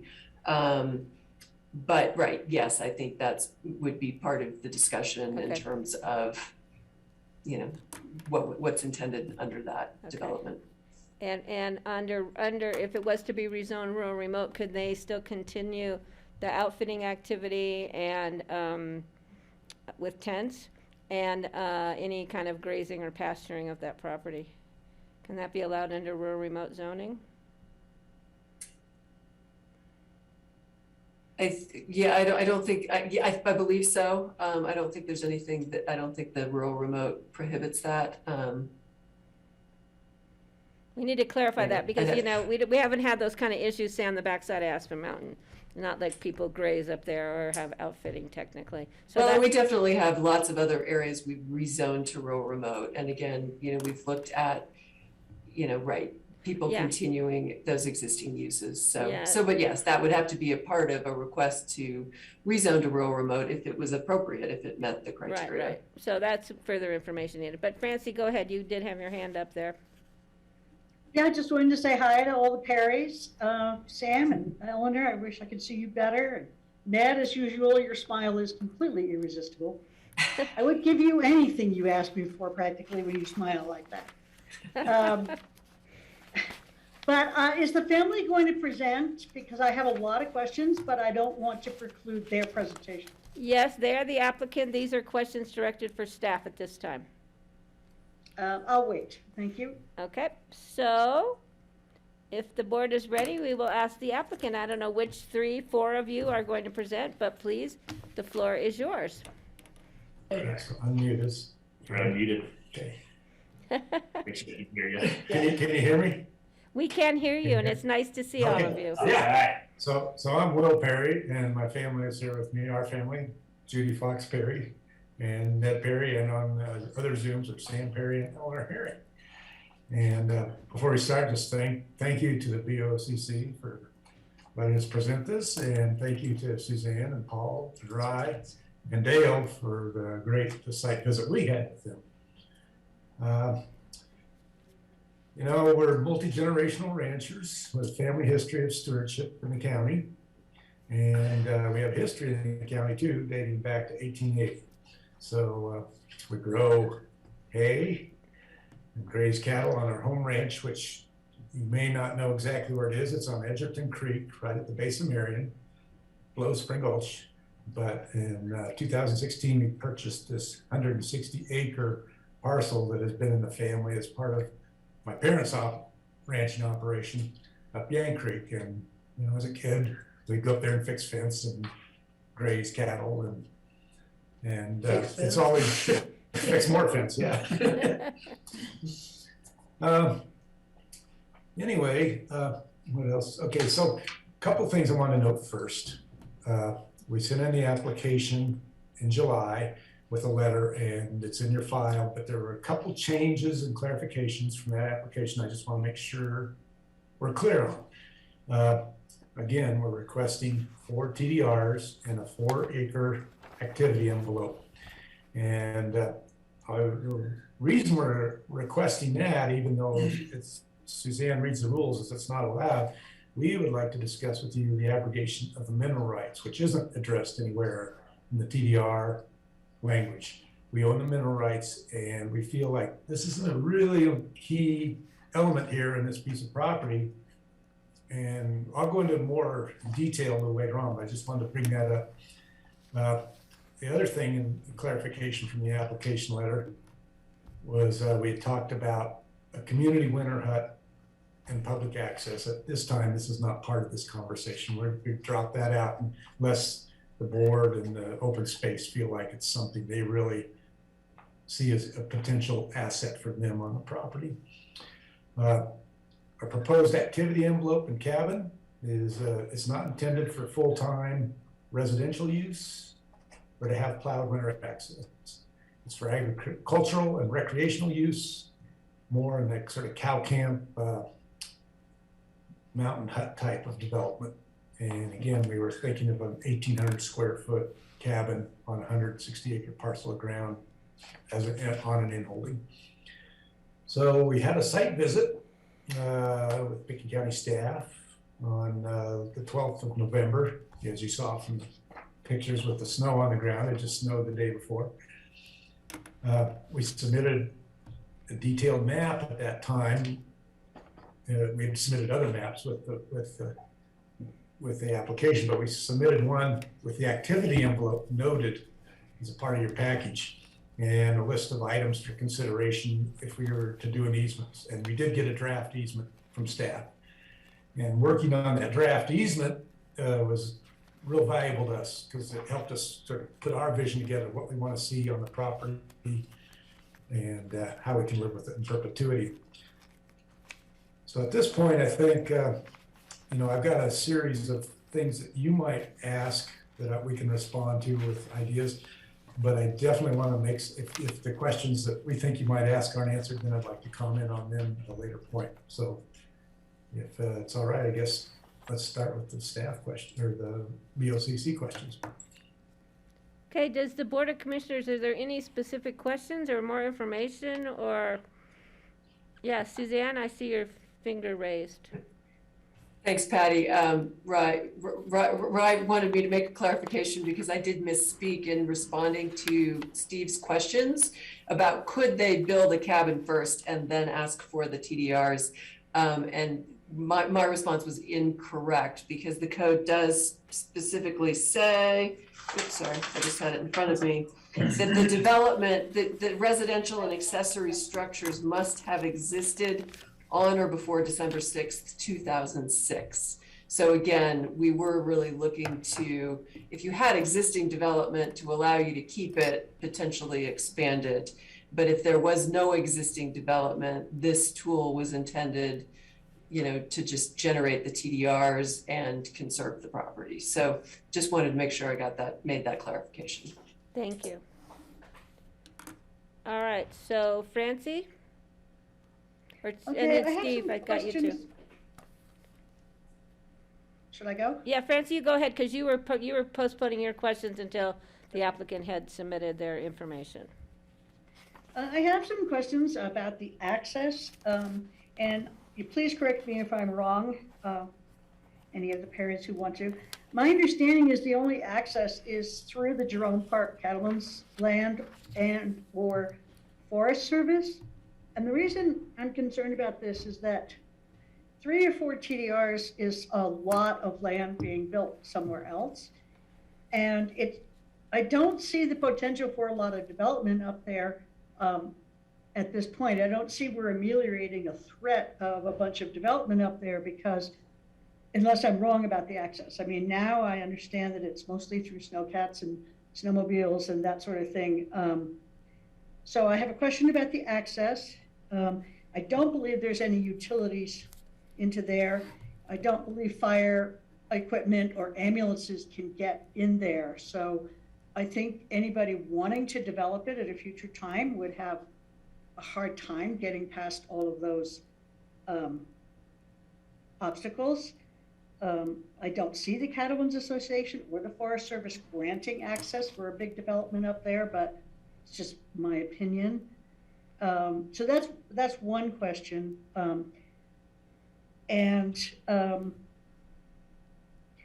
As always, I'm wondering if there's any possibility, if this land, if you really want this land to be conserved, why you wouldn't just do a conservation easement without TDRs. These TDRs at the current rate are worth between $3 and $7 million.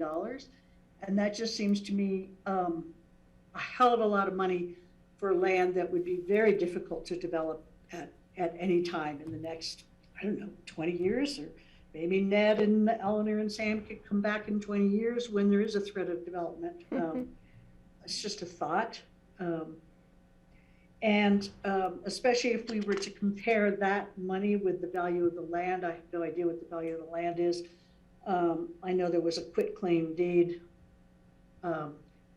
a while ago from, I think, Will and Judy to Water Gap, but I don't have any information on how it went from the Perrys to Will and Judy, so I don't have any kind of reference for the value of the land. But so those are my thoughts, but the main question is about the access and the utilities and access for fire and ambulance and that kind of thing. Okay, so yeah, access is up through past Spring Gulch, around by the old Snowmass coal mine on North Thompson Creek, up to the TD property that Pickens County owns, and on up Yank Creek past there is a cabin not too far from the edge of us. It's on Forest Service. So there's a cow camp for the North Thompson Cattle Association. That's the only nearby development. And they use that in the summer for a range rider. Again, it's a Forest Service road that goes up there and goes through a very tiny corner of the property and on up past the property. There's a couple of things to know about the access there. It continues on up to a natural gas line that feeds the whole Roaring Fork Valley within a half a mile of property. And we also have a ditch in the head of Yank Creek where we get our water from the ranch. It diverts water out of Yank Creek over to Marion. So we access up through there to maintain our ditch. Development, there's two types of development here. You're thinking of houses. Obviously, that's not what we want, not what you want, but another development you really should consider, and it's talked about with the Thompson Divide Coalition, is, gas development. There's a moratorium in the National Forest right now on it, but it's not permanent. If those rights were to develop, the direction of development wouldn't come from up Thompson Creek. It would come from 4 Mile, which is very close actually. Babish Gulch is not far from this property, or Beaver Creek coming out of 4 Mile. There could potentially be access into this land from the north with a, if you had a political situation where they said, we're going to develop at all costs. That's on the edge of a geologic basin. It's had a history of gas development. So this is a concern, and we're really willing to say, hey, we'll make the mineral rights part of this if we can provide a piece of ground that, is between, what we think is the future access to that and the TD Ranch, and say no development here of the minerals. I think that's a real consideration the board should study, look at, and take into account. Again, we'll go into that more, but the utility, and then the utilities mentioned, obviously there's no utilities, but as you know from the backcountry huts and things, utilities are not a critical thing to have in terms of power, electric, you can do off-grid power very easily these days. And I think Judy would at some point wants to comment on why we need this to maintain the land. And it's really an asset to our agricultural use to have something there. We don't want to have to make daily trips up there to fix fence or run to town to get something that needs a place where we can keep some limited equipment and tools. And the way things are going, you need to be able to recharge them. We don't want to be dependent on carbon equipment carbon using equipment to maintain it. So you want to say something? Yeah, I'm Judy Fox-Berry, and I wanted to speak to what it would mean to preserve this place in the long term from the people point of view. And I wrote a letter that was included in the packet that I titled "In Perpetuity," because I had been thinking about that a lot and trying to wrap my head around it, and seeing it from the actual people on the land point of view. Obviously the conservation easement part of it would be wonderful to just know that this is never going to be developed. It's for the wildlife, it's for the riparian habitat. Those beavers never need to be disturbed. There's all kinds of assets that meet the criteria for a wonderful conservation easement. But in terms of, Will and I reaching our golden years and thinking about our 3 kids and their families taking on the responsibility of maintaining this land, it's not high rock and ice land that has no maintenance to it. This land does need maintenance. It has been overgrazed in the past. It has terrible weeds. The fences are mostly down because of the trees falling and the elk not quite making over the fences. So it does need more maintenance than we're putting into it even now. But we foresee in the future options for doing that.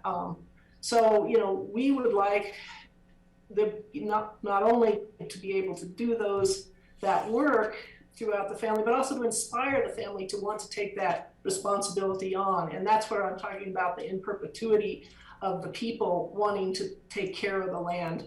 Because if you just cut it off, say, it's conserved, it will be developed, but boy, that hound's tongue and thistle's just going to grow like nobody's business. And, it'll be a different place if it's not maintained for agriculture. Also with the agriculture, I foresee, maybe we bring some sheep or goats in to tackle this weed problem. Maybe there's a plant down the road that grows between 8,000 and 9,000 feet that could cure cancer. I mean, it's unforeseen stuff that we would want the ability to look ahead to the future. And, conservation easements are wonderful, locking things in as they are, but with that conservation mindset in place, how can we look to the future and be flexible enough to still maintain that legacy and that idealism of preserving it, but having, you know, options to do good work in the future that would not disturb the land, but would make it better for wildlife and for agriculture. Maintain our stewardship. And our stewardship, as Right. Lynn says, yeah. All right, thank you, Judy. I'm gonna bring it back to the board here, because Francie, I'm not sure, you brought up 3 issues: access, utilities, and emergency response opportunities or lack of opportunities. So I'm not sure if those have been addressed. It's okay. Well, let's go on to some other people's questions. Okay, Sam, let me just let Francie finish. Francie, what did you want to go on to? And then Sam, I'll get to you, no problem. Did you want to answer one of those questions, Sam? Yeah, I just wanted to speak to the access and kind of the greater TDR program.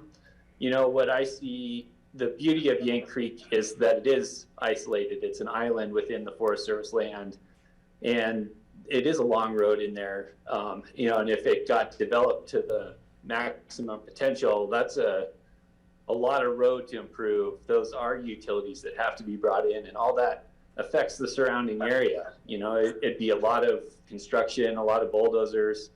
So to trade 20,000 square feet of development in a really remote part of the county for, you know, potentially 4 TDRs or 10,000 square feet of development closer into the urban centers in the county seems like a win-win for both us as you know, stewards of the land, and for the county as preventing future development. I think, you know, if you took all the houses in Aspen and spread them out of the remote areas, it'd be a huge negative impact on all the wildlife. And so that's the beauty of this program to me, is preserving those remote areas and limiting development in them.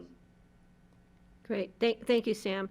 So as far as the access issues in bulldozers and utilities, there's other issues as far as getting permission across Forest Service land, which, you know, there's been whole road management plans going through there. But Francie, did you want to continue on, or? I just wanted to ask Judy, she said that the TDRs would make it easier for that land to be preserved than just a conservation easement. And how does that work? Wait, yeah, there you go. Okay. Am I ready to go? Okay. I may have misspoke. I think, you know, as we look at the benefit of the TDRs for the family, you know, it would offset, you know, building a cabin, doing the maintenance we need to do, you know, bringing in crews to spray or whatever, goats, or, you know, whatever we chose to do. But having that sort of endowment to then take care of the property in a really constructive and conservative way. In perpetuity, yeah. And then also, you know, it would benefit our family greatly. It would, you know, give our kids an opportunity to find housing in this valley and hopefully educate their children. Just, you know, within our family values, and particularly to use this piece of property to plant that seed of legacy that they are the next stewards of the land, and we'll need to step up and take it over when we're not here to do it. Okay, so you meant financially. Yeah, okay, yeah. Thank you, Judy. All right, I see Greg very pensive over there, thinking. Are there any other? Steve, please, go ahead. I got you. I just tried to see if the people who haven't spoken yet wanted an opportunity to speak. So, Steve, go ahead. Steve, you're on mute. See, I got it down already. Okay, good job. I was just testing you, Patty. Yay, I passed.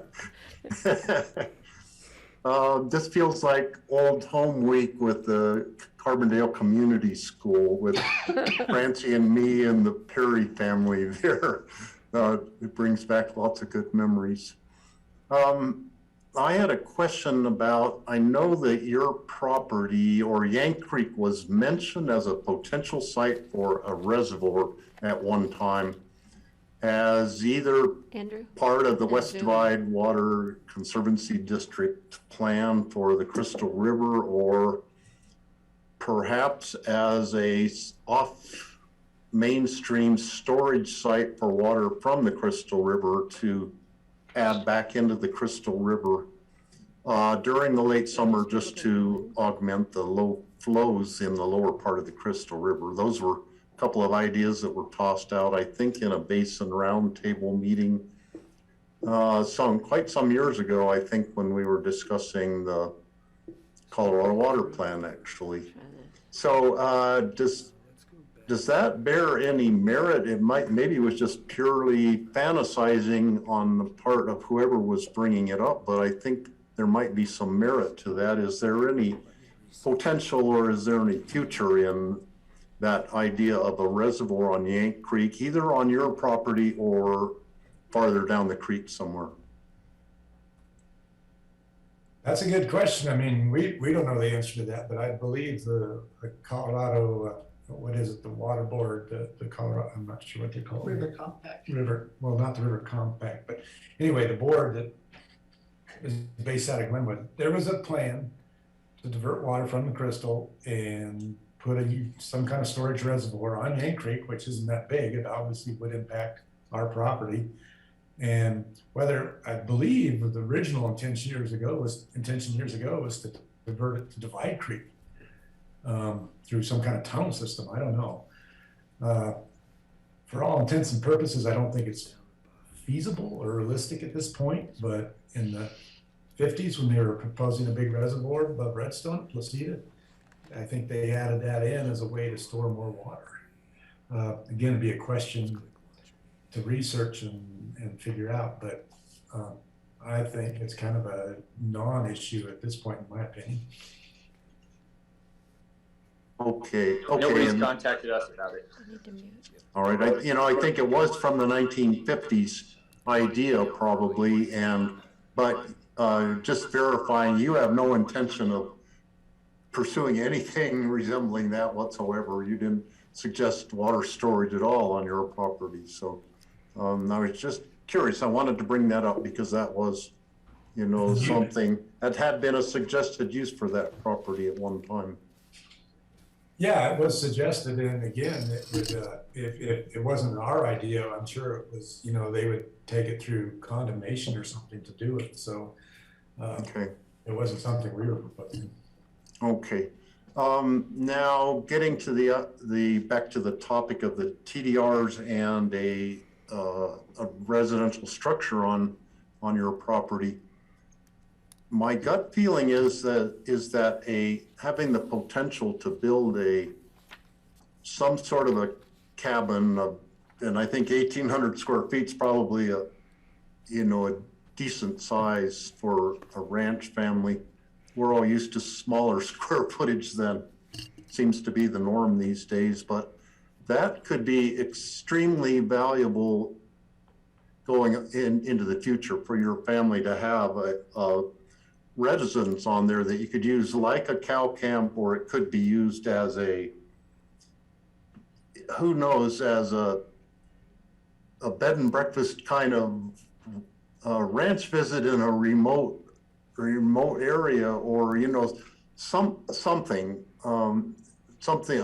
retreat for your family to get away from the mayhem in the lower Roaring Fork Valley, or whatever reason. It's an extremely valuable thing, which is kind of hard to place a monetary value on that, but I would venture to say it's worth possibly more than one or two TDRs to accomplish that for your family. So I would urge not to give up on that idea of somehow making it possible for you to get the house and some monetary return, either through TDRs or some other mechanism. But the monetary value being how you could keep it going in perpetuity.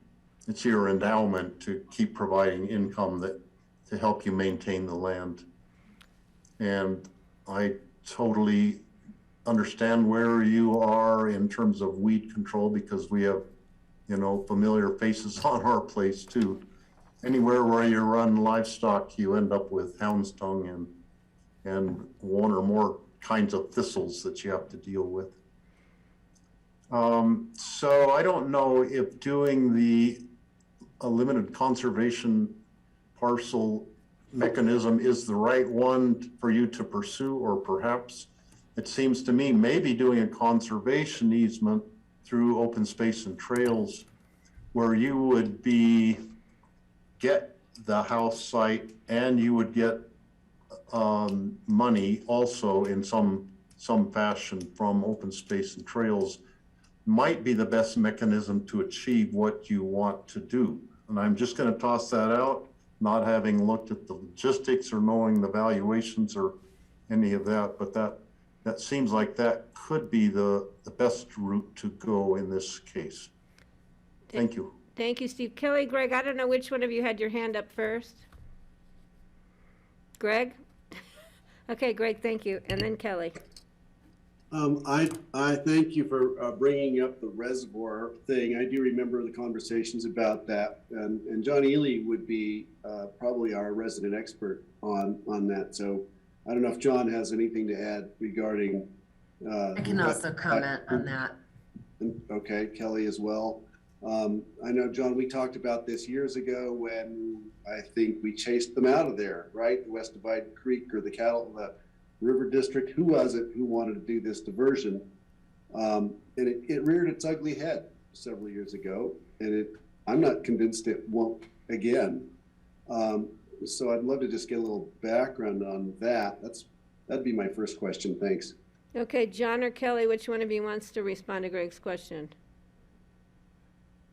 John? Go ahead. What's that mean? That means you're up. Means you're up, Ely. Look, the reservoir on Yank Creek was proposed to be somewhere around 15,000 acre feet, I believe.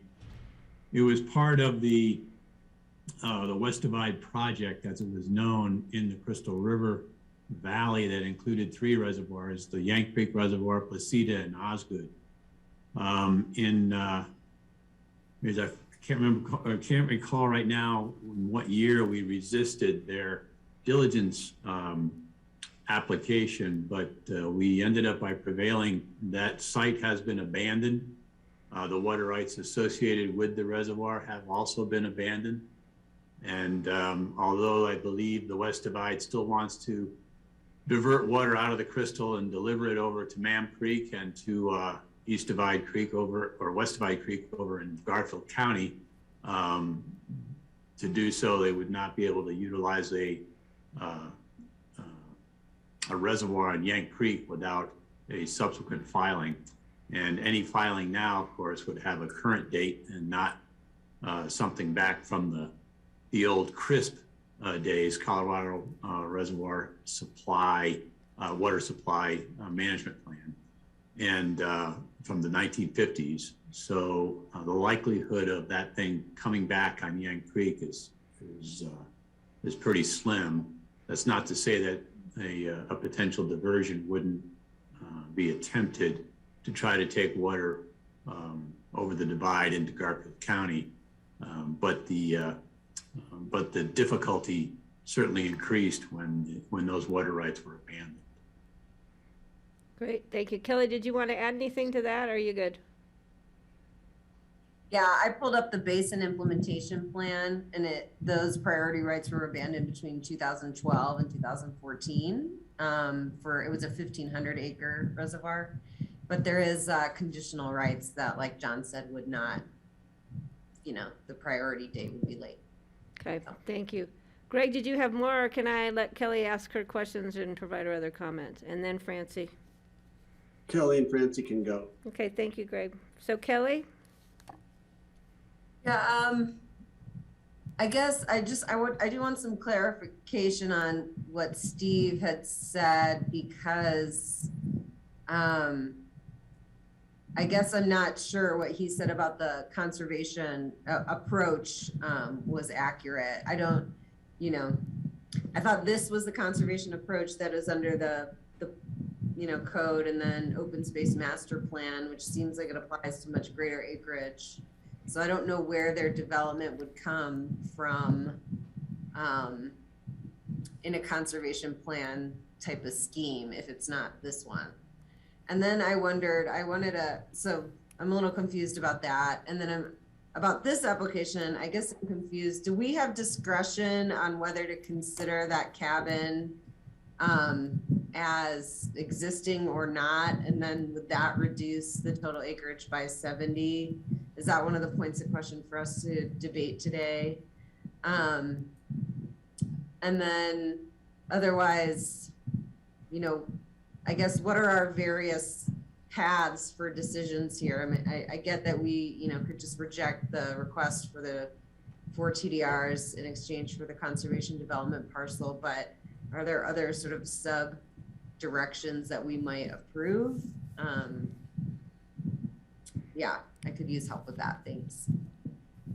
So Suzanne, do you want to respond? Because I think the question of developed versus existing development versus non, I don't know if there's a legal interpretation, looking at John Ely, or how, but I think that has a lot to do with the direction we go and amount of TDRs and value, et cetera. I'll start, and then John or Rye can probably jump in. So first, actually, on the open space preservation master plan, Kelly, I mean, the property would be eligible based on acreage for that provision. Our minimum there is for 70 acres or larger. So I guess, right, what's important there to note is, right, you do an open space master plan, it involves, you know, open space funds. There is no opportunity to provide TDRs as part of the mix. So it's clear, you know, it's purely a use of open space funds. And then our side of it, you know, on the land use side, is to establish what rights remain based on that to get to a conservation easement. So that's what that, you know, obviously a different tool, another option under the code that would involve open space funds. In terms of this sort of the issue of, you know, development, I think somewhere in the memo, I put our definition of development from the land use code, which includes, you know, a change in intensity of use of land, such as the establishment of or an increase or decrease in the number of dwelling units or floor area. So I think that's, you know, clearly in this case, you know, again, that's it's a little, everything has its own little twist, I guess. Nothing's ever just clean. But right, to go, sure, there was a homestead cabin, but, you know, really there is no existing, you know, dwelling unit on the property. And I think how would we regard that in rural and remote? Would that have been different? No. Again, I mean, right, in rural remote, I mean, this cabin's already, you know, flat on the ground and just remaining pieces. So, right, I mean, there wouldn't be, you know, a question of, right, that them, you know, being eligible for a TDR from that. But the language I was looking for, you know, right, when we talk about if you have existing development, 70 acres shall be deducted for each legal dwelling unit that exists on the property. So again, I feel, you know, that the intent of this code provision and this language was, you know, looking at if there's something existing, you know, if you have an existing house, we're not looking for you to take that away in order to be eligible for this. We're looking for you to keep that and have the potential to, you know, expand that. But again, not looking to create development when there is no development on the property. So really, I mean, that's, you know, definitely the staff position, you know, on the, you know, being eligible for the use of this provision, that it would not be eligible for development in addition to the TDRs. Anything else, Kelly? Okay, so Francie, I believe you're next. Okay. I guess I just want to pursue a little bit more the use of the land, the way it's been used recently. I mean, Andrew, where'd Greg go? I might be wrong, but I think it hasn't been really used except maybe a little bit by the Cattlemen's Association since Bob died, and the fencing is fairly derelict. And I'm wondering, are you guys thinking about going back into owning cattle and running cattle up there, or is that what you've got in mind for this property? Right now, I think you're just, the Nislandics are running cattle on your property, is that right? Well, what happens with, we got the land in 2016, but my dad died in 2006. So we didn't really have any, we had it in a family partnership till 2016. So the fences deteriorated, but what happens, as I know open space realizes from having the TD ranch, is the North Thompson Cattle Association has a lot of cattle that come through there, particularly in the fall, and they gather them in the park just above our property. So we don't have any way to control the grazing on the property right now. They graze it, and it's with a large number of cattle. And so one of our goals is to say, okay, we really need to control this grazing in a fashion that isn't detrimental to the land. The riparian habitat. And protect the beaver ponds and the riparian habitat. So it is being grazed, not that we want it grazed particularly that way, but that's the way it worked out. So we need to make some serious changes up there in how we manage the grazing and how we do it. We could, still work with the cattle association to graze it, but in a controlled way, keeping them out of certain areas and not with the intense numbers that hit it every fall. Anything else? No. You good, Francie?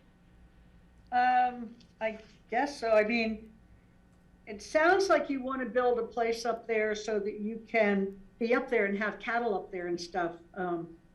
And so I'm wondering if that's the plan, to actually have cattle on your place and then be able to use that place and that kind of thing. I think, Yeah, you're good. I think we want to keep the potential of having cattle right now, Horses. or whatever, horses, animals, but right now we're happy to work with the North Thompson Cattle Association in a limited way, letting them use it. The longevity of that organization is unknown.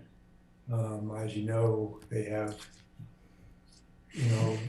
they've had a big conservation easement years ago with TDRs and things like that on their property, but the number of ranchers who are participating in the grazing are getting older and slower and fewer. Yeah. So we have to look to this, say, okay, we can do this for a while, but is it long term? I don't think so. At that point, yeah, we'll have to reevaluate and say, okay, we have the ranch down below, we're gonna run some cattle in the summer up there. Again, it depends on water. This is not an area that you have dependable water on. It's mid-level elevation, so you can't say every year the grazing's great or not. And we've had that same problem on our ranch. Last year, some years we've been able to put up 200 tons of hay. Last year, no hay. So it's a year by year operation in terms of making it all work. So your ditch that goes up there, that's all diverted down to your regular home place, and there's not irrigation on Water Gap? Well, there's no irrigation on this property we're talking about, on Yank Creek. Yeah, but it's sub-irrigated, or is it? No, it rains, Yank Creek flows through it. There's water that flows through it, but not to irrigate with. Above, upstream, we have a collection ditch that takes water, and it only is available. We have great water rights, but no water. We have 9 CFS of water and no water. So we take water, my brother and I, Robin, share the ditch, and we take it out of Yank Creek and drop it in the Marion and then use it to irrigate at a lower elevation at Edgerton Creek. Just south of your place up there? Yeah. But there is riparian habitat. The beavers have come back. When I first joined the Perry family, we'd go up there to work on a fence, and they were still hunting beavers up there. We'd find their carcasses and skinned animals and stuff. But the beavers are coming back, and they're making a series of dams right up through our property. And the old homestead cabin was literally had beavers cutting trees down right next to it. So, it's not a viable spot that you would ever want to rebuild on. But also this riparian habitat with the willow and alder and It's great for not only the beavers, but, you know, we're bringing in elk and deer, and the moose population is coming back, and the songbirds up there are incredible. The raptors are calling all the time, and it's just, you know, it's wildlife rich. Great soil, but because of this riparian area that has sort of circulated over the centuries through this property. Yeah, I'm sure it's spectacular. Well, thank you, guys.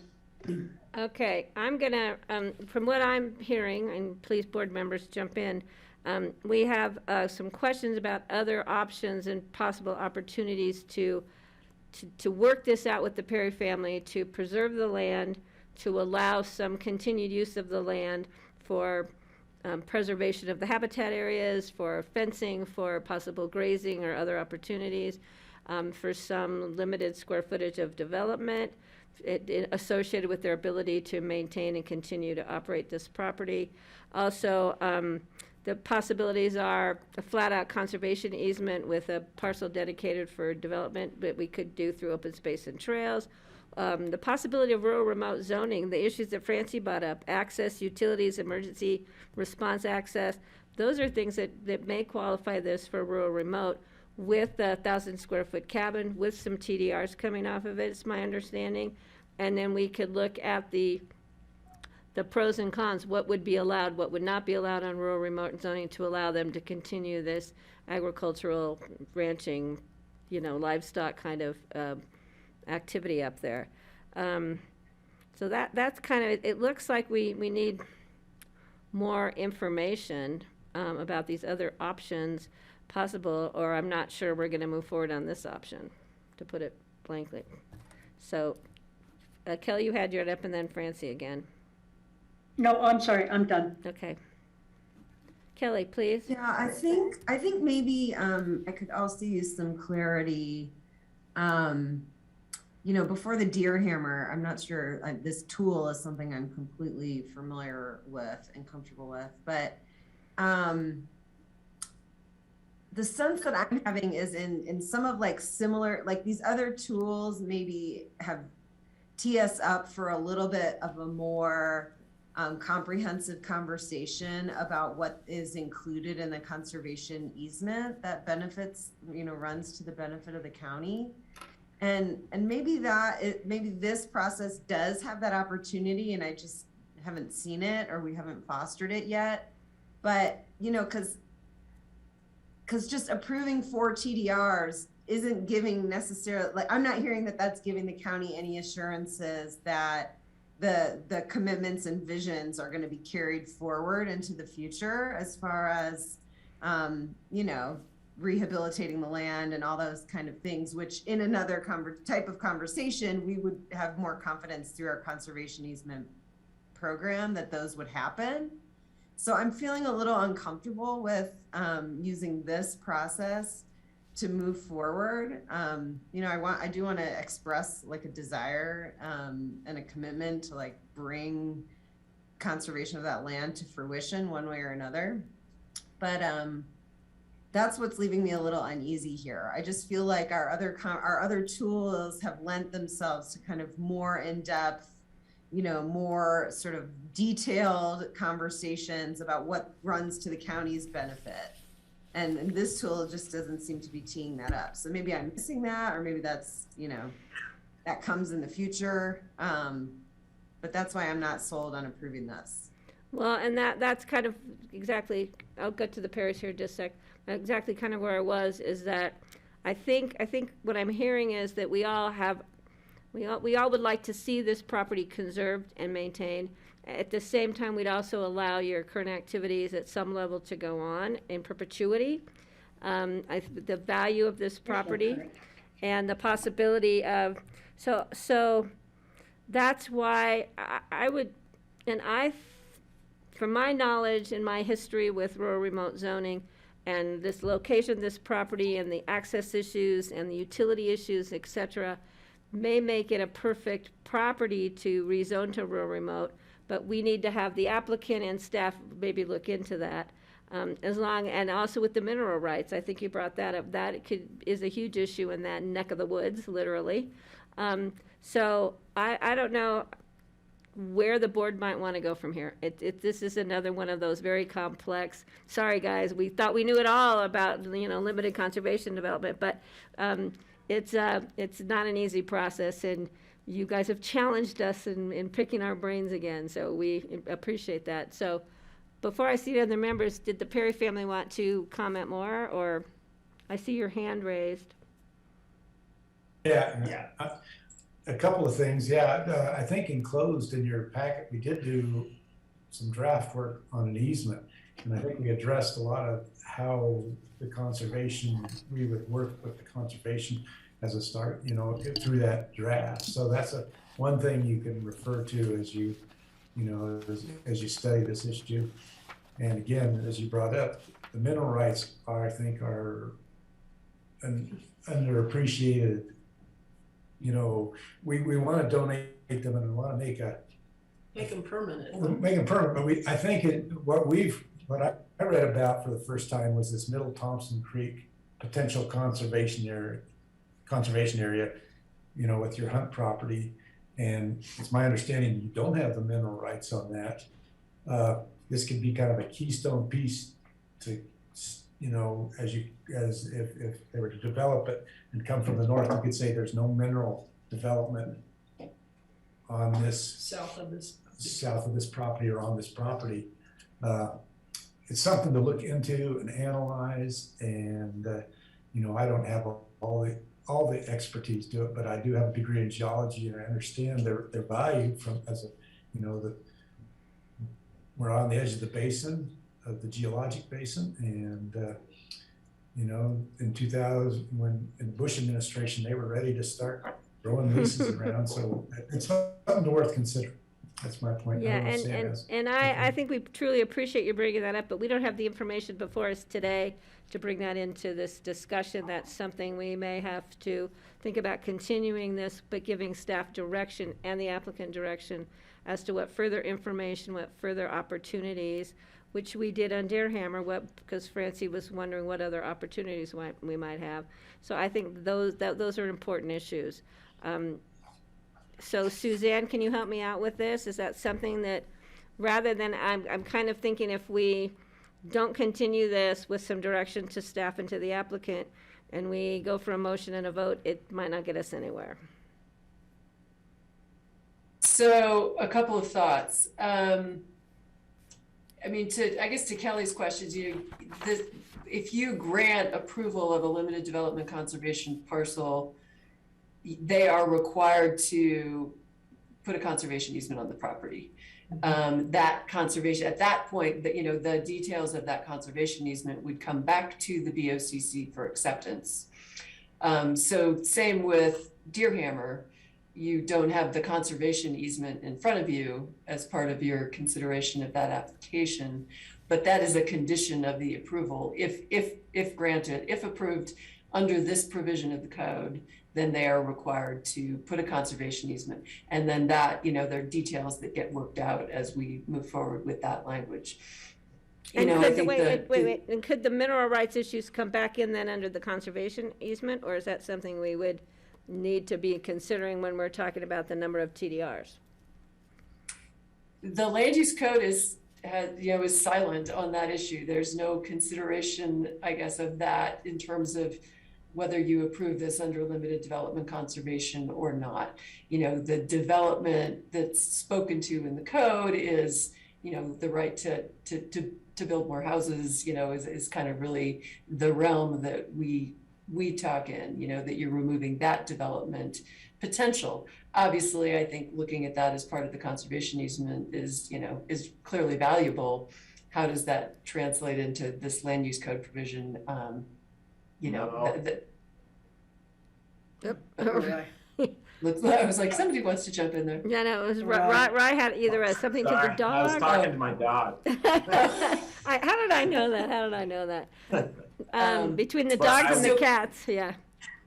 I would jump in and say that our current the conservation easement draft that we have and our standard open space and trails conservation easement does prohibit mineral development on the property by the grantor of the conservation easement. So in this case, the Perrys would be prohibited from doing that.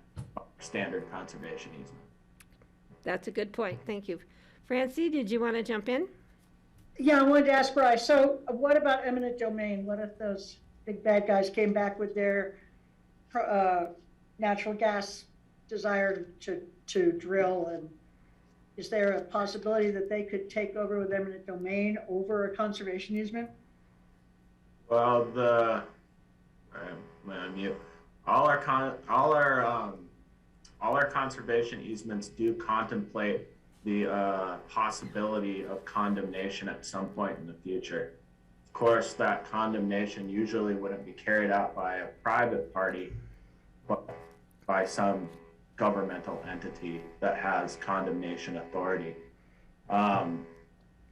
There is our conservation easement does contemplate the ability of some third party besides the grantor, so besides the Perry family, establishing some kind of mineral rights in the future that the Perrys don't currently have the right to encumber or give away at this point. And then I suppose there's a possibility that somebody could develop the mineral rights on the property. The Perrys and the county at this point don't have any way to know if anyone was able to do that in the future. Okay, but so with the conservation easement, there is a caveat that it cannot be developed for any minerals whatsoever. So that's that is what our current conservation easement language is. Okay, thank you. I would go a step further as well as Paul. Yeah, Paul, please.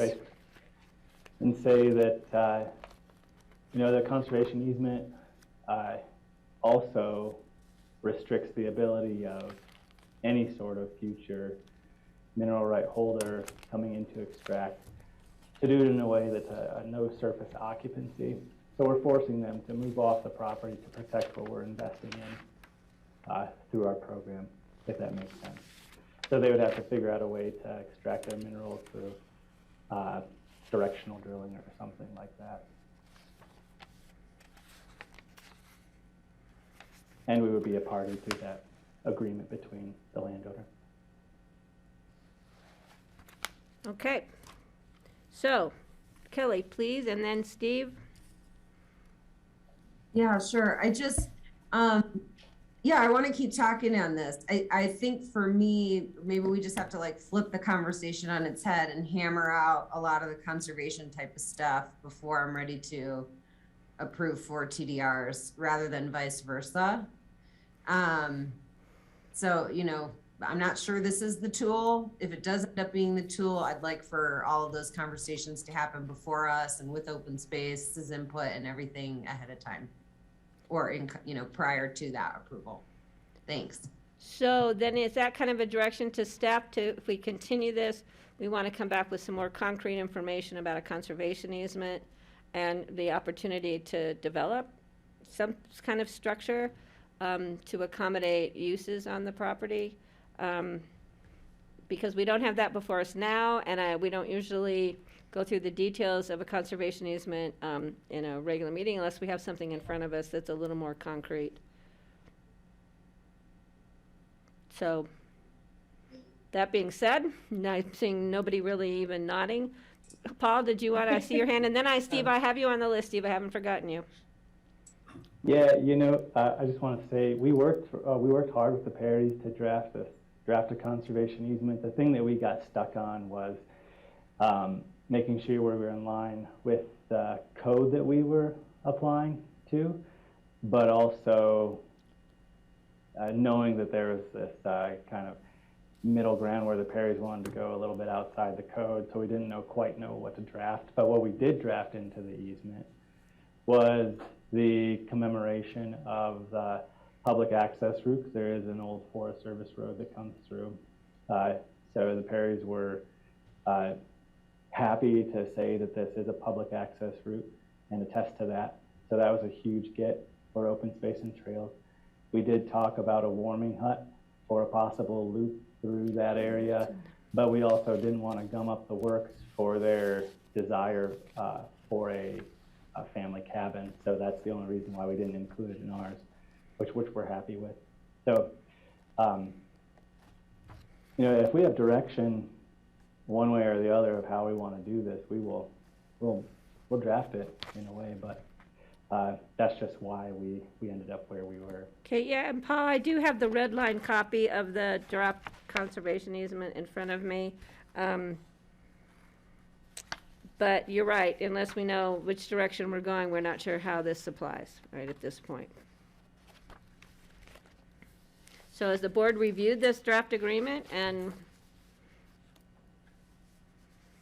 And Okay. Patty, I think it's important to know that staff has not reviewed that red line draft. Okay.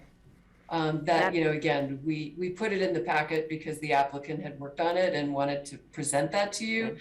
And I think it helps show, you know, their vision for the property, but it has not been reviewed by Paul or by Rye, you know, we felt like we needed to do this first, you know, and I think that's back to kind of the threshold of if you think this is appropriate under the limited development conservation parcel provision to grant what they're asking for 4 TDRs plus development.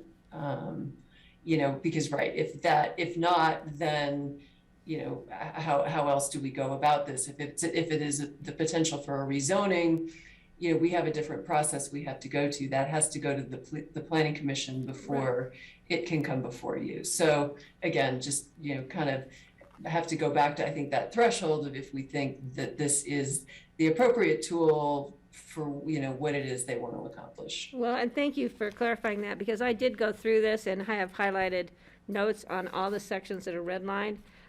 But I was assuming that this was staff. I know it was confusing. So now you've straightened it out where it came from. So, yeah. So Steve, I'm going to get to you and then to Kelly, back to Kelly. And then I'm really need some help from the board as to where they would like to see this go. Because right now we're kind of going nowhere. Let's see, I have a question for the family about the mineral rights, and I'm basing this on my experience where we kind of thought that we had half of the mineral rights on our property, with the Arbony family having retained half the rights. Well, it turned out that there were old homestead families who still had rights on them for some of the mineral rights. The United States government held some of the mineral rights on land that had been BLM land that we acquired. It was much more complicated than we thought. There are probably like 10 different parties who actually own some of the mineral rights on our former ranch. We don't own most of it at this point. But I just wanted to see, does your family own all of the mineral rights or just a fraction of them? And if you don't own all of them, who else does own some mineral rights? Okay, so it's my understanding we own all the mineral rights. 2000, well, the history of the land is not complicated. It was homesteaded in 1921 by Ernest BOCC, and then a few brothers got involved with it, but it was sold to the Perry family in 1951. And there wasn't a mention of mineral rights at that point, but my dad in 2004 leased the land for drilling, which I'm assuming the company who leased it from had researched it and looked at it, and he was the only one signing off on the leases. Those were 5-year leases, which would then have expired in 2004 or 9. I mean, 2009. When we purchased the property from our other family members in 2016, I did do a quitclaim deed for the mineral rights. So we have that saying we own the mineral rights, and I'm assuming because of the leases that were, you know, done in 2004, we have them all. But again, it would be a subject to research in a little more detail. So that being said, I'm going to look at Rye or John Ely and say, does that a level of comfort for us then to assume that the Perry family owns the mineral rights, all of the mineral rights? Commissioner Clapper, it's a little bit of a unique situation because typically if we were doing an outright purchase of a conservation easement on any property, we'd go through the same due diligence that we go through for a fee acquisition or something like that. We get title insurance and go through the exercise of determining who holds the mineral interests on any given property. We hadn't contemplated doing that in connection with this deal. It's easy enough to go out and get a title commitment in connection with any property acquisition, really. And we could do that in this case if that was desirable, and that was the direction we ended up getting from the board. And that's easy enough to do. So that would be a next step if we move this forward. Yeah, if you move this forward, that would. Okay. It's not a bad idea. Okay. Okay, so, and I think it would very much simplify things if you do own 100% of the mineral rights. Number one, that makes your mineral right much more valuable. And even though in the conservation easement, exercising the mineral right is not allowed, that the fact that you have them does increase the, I think, in my estimation, in that location would increase the value of the conservation easement considerably because of the mineral rights being valuable. You could you're so close to the Piceance Basin gas field that, you know, to me, there'd be a high likelihood that there would be gas that could come off of that property. So anyhow, I just wanted to talk about that. Looking at a couple of, at least one of the things on your conservation easement, and talking about the state of the fences around the property. We have done quite a bit of wildlife friendly fences on our property using high tensile wire. And putting it in it's different, but once the fence is in, the maintenance on it has been so simple and so low because the high tensile wire does not break. If a tree falls on it, it does not break. It will stretch the wire a little bit, but it doesn't break it. So if you're interested when it comes time to be putting new fence in on the property, I could show you some around our property and around the Nicholson place that they've done that around virtually the entire Nicholson place at this point with the high tensile wire. And it's very effective at keeping livestock from getting through the fence and the trees. When trees fall down on it, which there's a lot of trees falling down these days, it doesn't destroy the fence and require a huge amount of work for you to get it back up and running. So just a couple of points. In terms of Patty's asking where does the board think we should go, I think we should continue this for a month or whatever's required and give the family a chance to talk some more with community development and with open space and trails, given in light of our discussions here today, and see if what process going forward would best meet their needs, because there's like 3 different options that have been presented, which are all viable ones, all of which could work, but to end up with a dwelling on the property, it sounds to me like the limited conservation value one is not the way to go today. So I would suggest that we continue it for, if it's for 1 month or 2 months or whatever the staff thinks is appropriate length of time. Okay, thank you, Steve. Thanks for those comments. Kelly? Yeah, I was sort of waiting to see if that was a motion from Steve, and I agree. I don't think I'm not planning to approve the limited development conservation parcel with the 4 TDRs and development. I think it's outside of the code. I don't think I'm gonna approve just that departure. That I think for me doesn't make sense. So, but I would like to hear at the next rendition. I'd like for staff to look through that conservation easement that's been proposed and have conversations with open space and the family and maybe even the open space board on what that looks like, since they didn't have a chance, and then get a thorough presentation to us on that. And you know, again, I'm not sure this is the tool. There might be a better tool, but my hopes for the outcomes would be that we work with the family to conserve it, obviously giving them, you know, paying them for that in one way or another, crediting them through TDRs one way or another, that turns into their consideration for the preservation, with, I think, some real good conservation goals there that would run to the benefit of the county, is what I'd hope to see. Great. Yeah. Thank you. Thanks. Yeah, and I agree with that, and also we need to give staff time to actually go through this draft conservation easement, look at all the red lines, determine whether or not they're appropriate or whether or not we should be adding or subtracting to them. I think that's a key issue. I would also like to look into what opportunities might be given to them through rural remote zoning, just because of the location of this property and the issues that Francie brought up. That's a key issue for me. As far as continuing, I'm just going to throw out here for the board. Our agenda for the next meeting on the, Greg. Before I do that, I'll go to Greg. All right, thank you, Patty. You know, I think I liked what I heard where Kelly was going with this, but I want to ask the question: does it make more sense to deny this and have them come back to us with something that is more recognizable to us?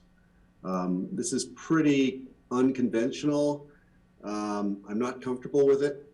I'm not going to go into the details, but you know, it just seems like it's like the cake and eat it too situation here. You know, I'm trying to figure out. You know, I'll just leave it at that. I guess I was going to make a motion that we deny this and encourage them to come back through our ComDev and open space, and maybe even bring in AVLT to work on something that we can recognize that also kind of fits in. I'm having a hard time swallowing the idea that we're going to give you a lot of TDRs for, I'm not entirely sure what here. There's a lot of really interesting possibilities, but I also know we're going to give you the right to build an 1,800 square foot house up there. And so I'm just wondering why, why? That's where I am with it. I'm a skeptic today. I'm sorry about that. So I'd rather make a motion to deny it and watch it come back. But if I'm hearing a couple of board members have already said that they would rather see it continued, but not as a special review of a limited development conservation site. How can you continue something that you don't want? Okay. That's the question I have for maybe for Rye or Suzanne or for Healy. Yeah, I'm gonna run this by staff. There's some consequences that comes with a denial as far as timeframes, et cetera. So my thing would be to allow the Perry family to have some time to continue it to a date. They can always withdraw, right, Suzanne? They can withdraw this application, change it, and come back. I think there's benefits to that. If you can clarify to me, if we deny, is that, I think it would be better for the Perrys to have some time to reevaluate this, talk with staff, and then if they choose to withdraw it and come back in a different manner, I think that might be a better avenue for them to pursue this in the future. But Suzanne, do you want to add, is there any negative consequences of a denial versus continuing it and letting them withdraw? If they choose to come back with a different application? I'd have to put my finger on that thing, part of the code. I don't know, Ryan, do you have that? Yeah, I can recall what it is. So if there's a denial of the application now, the applicants are prohibited from submitting another application for development or any land use application on the property for 6 months after the date of the denial. So Commissioner Clapp is correct. If you continued it today, the Perrys would have the opportunity to withdraw the application if they felt that there was a potential that it would be denied, and they could consider that consequences of what a denial would look like. Okay, and then they could bring back in a more timely manner than 6 months an application that we may have been able to vet in this continuation time frame to bring back an application that would be more likely to be considered for approval by the BOCC. Is that? Sure, if you continue it, they always have the ability to amend their application or frankly submit a new application Right. if that was something they wanted to do. Right. Thank you, Rye, for thing. And then Sam, I see you have your hand up. I did not neglect you. I just wanted to get that out there. Yeah, I just wanted to bring up, we've discussed the rural and remote stuff a bunch within our family, and at this time, we can kind of take that off the table. It's just not a good fit. I think the rural and remote is really designed more for like, you know, the cabin on the backside of Aspen Mountain. It's not a good fit with agriculture. A particular problem for us is the not disturbing of any native vegetation outside of the activity envelope. That's one of the prohibited uses in the code. And, you know, that's just doesn't work well with agriculture. You know, we'd like to use this property as an agricultural property as well as a recreational property. And so I don't think there'll be a good solution for us with rural and remote. Okay. Thank you for bringing that up, and we could have staff clarify that too, because it's my understanding we've had other rural remote parcels that have been zoned rural remote that aren't on the backside of Aspen Mountain, and they had different values and issues. So I don't know how agricultural use might fit into that. That was a question I had early on. So that's something we need to have clarified in the interim here, I think. But thank you, Sam, for sharing that with us. I appreciate it. And then I had one more question for Rye.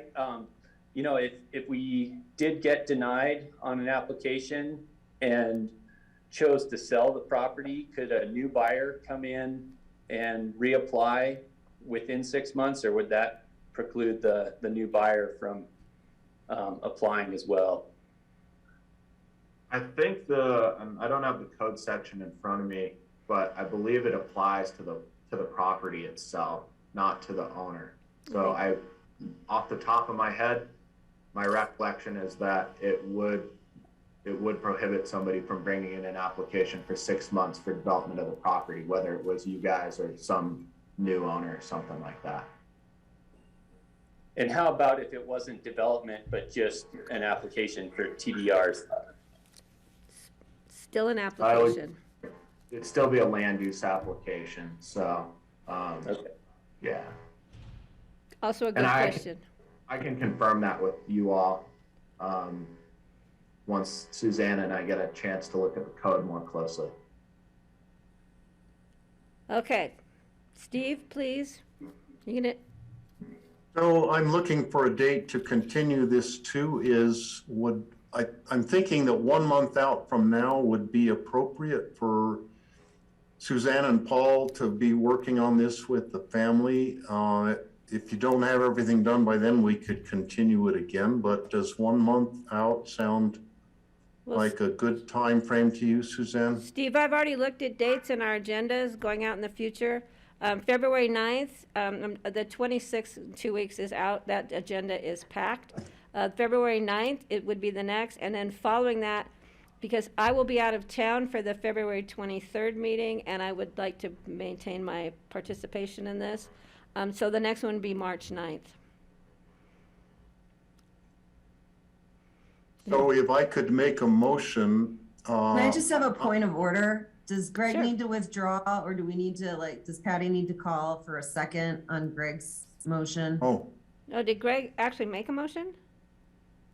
Well, thank you. I did discuss making a motion. I wasn't quite finished. Yeah, I appreciate, I don't want to delay anybody for 6 months, but I do want to note that, you know, it kind of changes the perspective on the whole presentation about the family wanting to keep it if they're already talking about selling it. And I know that's a strategy.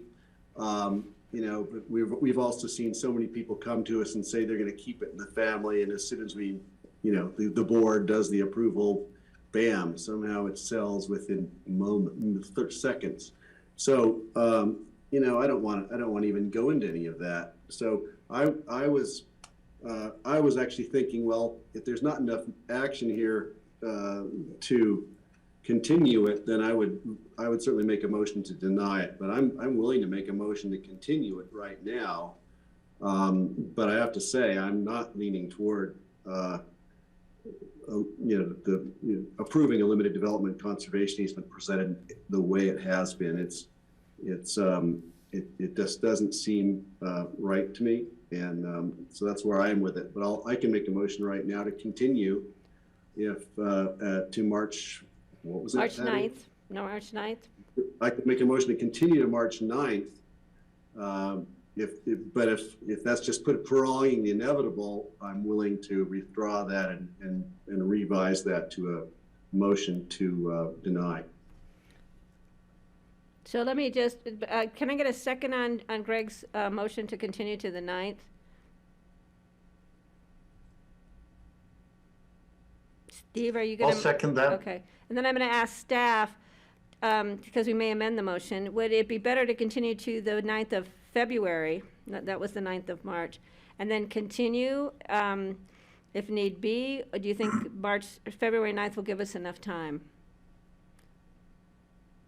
And I'm going to ask the Perry family. I mean, I don't know how much discussion. They may have a decision by next week, and then we're continuing this to a date, down 2 months away. I mean, Patty, I guess on my end, right, maybe it's better to put it to, the sooner date. I know I'm out of town for a week of that. So really that it gives us next week. I'm gone for a week, and then the week that our memo is due to you. So, but at least it provides, I think a quicker time frame. And if we need to push it and think we, have a, something to come back to you with and need more time, we can always do that. But right, if we want to do this, try and keep it more timely, maybe Great. do it. So then I'm going to ask for a motion to amend. Greg, I'm going to ask you to amend your motion to clarify the date as February the 9th, not March. So amended. And Steve, you have the second? I'll second that. Okay, so any discussion, or I'm going to call for a vote to amend the motion, and then we'll call for a vote for the motion. So all those in favor of amending the motion to February 9th? Please say aye. Aye. Aye. Francie, was that an aye in there? Yes. Okay, thank you very much. That motion passes 5-0. So now I have a motion before us to continue this item until February the 9th. And I think staff, unless Suzanne needs further clarification, kind of knows the direction. I think the Perry family has been very, very great in offering us more information. I really appreciate the efforts taken for the red line copy of the conservation easement that staff can now work through and bring hopefully back to the BOCC, or come up with a different process we might want to use that resolves the issues for both sides, the Perry family and for the county, and we can move forward in a positive direction. So any other comments by the board? Seeing none, I'm going to call the question. Please signify by saying aye. Those are approved. What are we saying aye to? We're saying aye to continuing this this item until February the 9th. Patty, you need to open the public hearing. Oh, sorry, thank you. Okay, we do have a public hearing. Are there any members of the public? Thank you, Kelly. Eleanor's hand went up, and I know she's been waiting, and we just. Yeah, I didn't, because I don't see her on my screen. Yeah. So now I do. Thank you. I just wanted to say thank you. This has been very informational, and just, I know that you guys work hard, and this is a huge learning curve for us, and we're here as a family because we love this land and really do have great visions for the future. And I live here in the Valley. I'm trying to raise my 2 children here, and I just appreciate any help and sort of advice and direction that you guys can give us too to make this a possibility for us and our family. And just thank you for your time. Great, thank you, Eleanor. And then I also see, and thank you, Andrew just gave me the access to, I can see who might be waiting here. So we have Joseph. Joseph, if you're wishing to speak on this item on our agenda, please unmute yourself, and the floor is yours.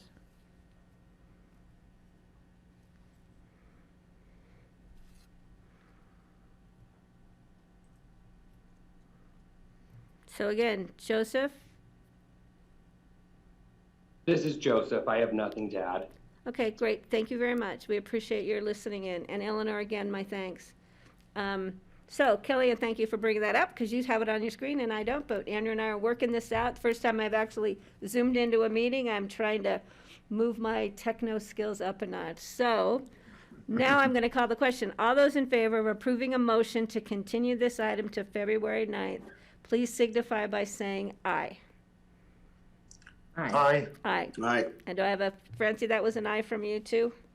Yeah, but I thought that's what we just voted on a minute ago. No, we voted, we What did had, we just, no, Francie, we had to amend the first motion because we set it for March 9th. oh, okay, okay. We Thank got, you. we got 2 9ths in here, so no wonder it's confusing. Okay, so the motion passes 5-0. Again, my thanks, and I think the board's thanks to the Perry family, and we'll see where this goes. Thank you very much. And Suzanne, thank you, and Thank Ryan you and all. John Ely. Okay, moving along. Thank you very much. Thank you. Moving along, we have open discussion.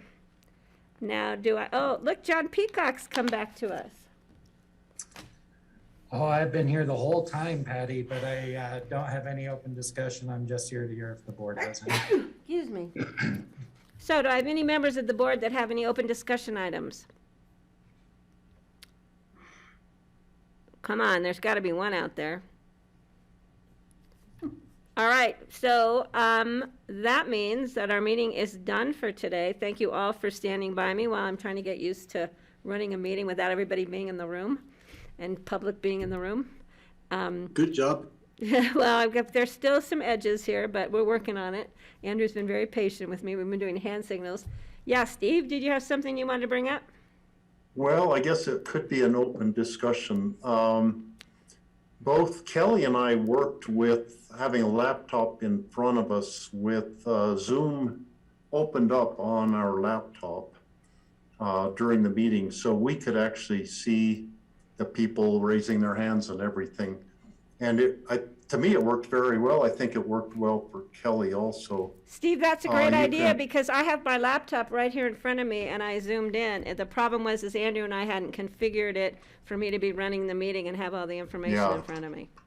So that's what I suggest you do. And then you could also look on the participants and see if there are any attendees who are the members of the public listening in who might want to make a public comment. Right, that's Which you don't have to rely on Andrew doing that. So anyhow, that's what I would do if I were you. It just helps being chairman easier. We're using the technology we're using. Yeah, that's what I'm doing, but I did it partially through the meeting, and Andrew and I still haven't configured my participation to have that list. So, and I have these different screens in front of me that don't always include that. So we're working on it, but thank you. I also like to use my computer during the meeting to pull up agenda items. So Andrew's gonna show me how to do that without losing everything. Right, Andrew? So, and I can't wait for the day we don't Zoom anymore, we're all in the room. But I'm not sure when that will be, ever, again. So I would like now a motion to adjourn this meeting. So moved. Okay, I'm gonna give that to Kelly since it's her first, was her last meeting, her first meeting as a not chair, and I'm gonna let her adjourn the meeting. So I have a motion, I have a second. Any further discussion? Seeing none, all those in favor, please signify by saying aye. Aye. Aye, thank you guys. All right, take care, See you everybody. soon. Thank you all. Take care. Feel better.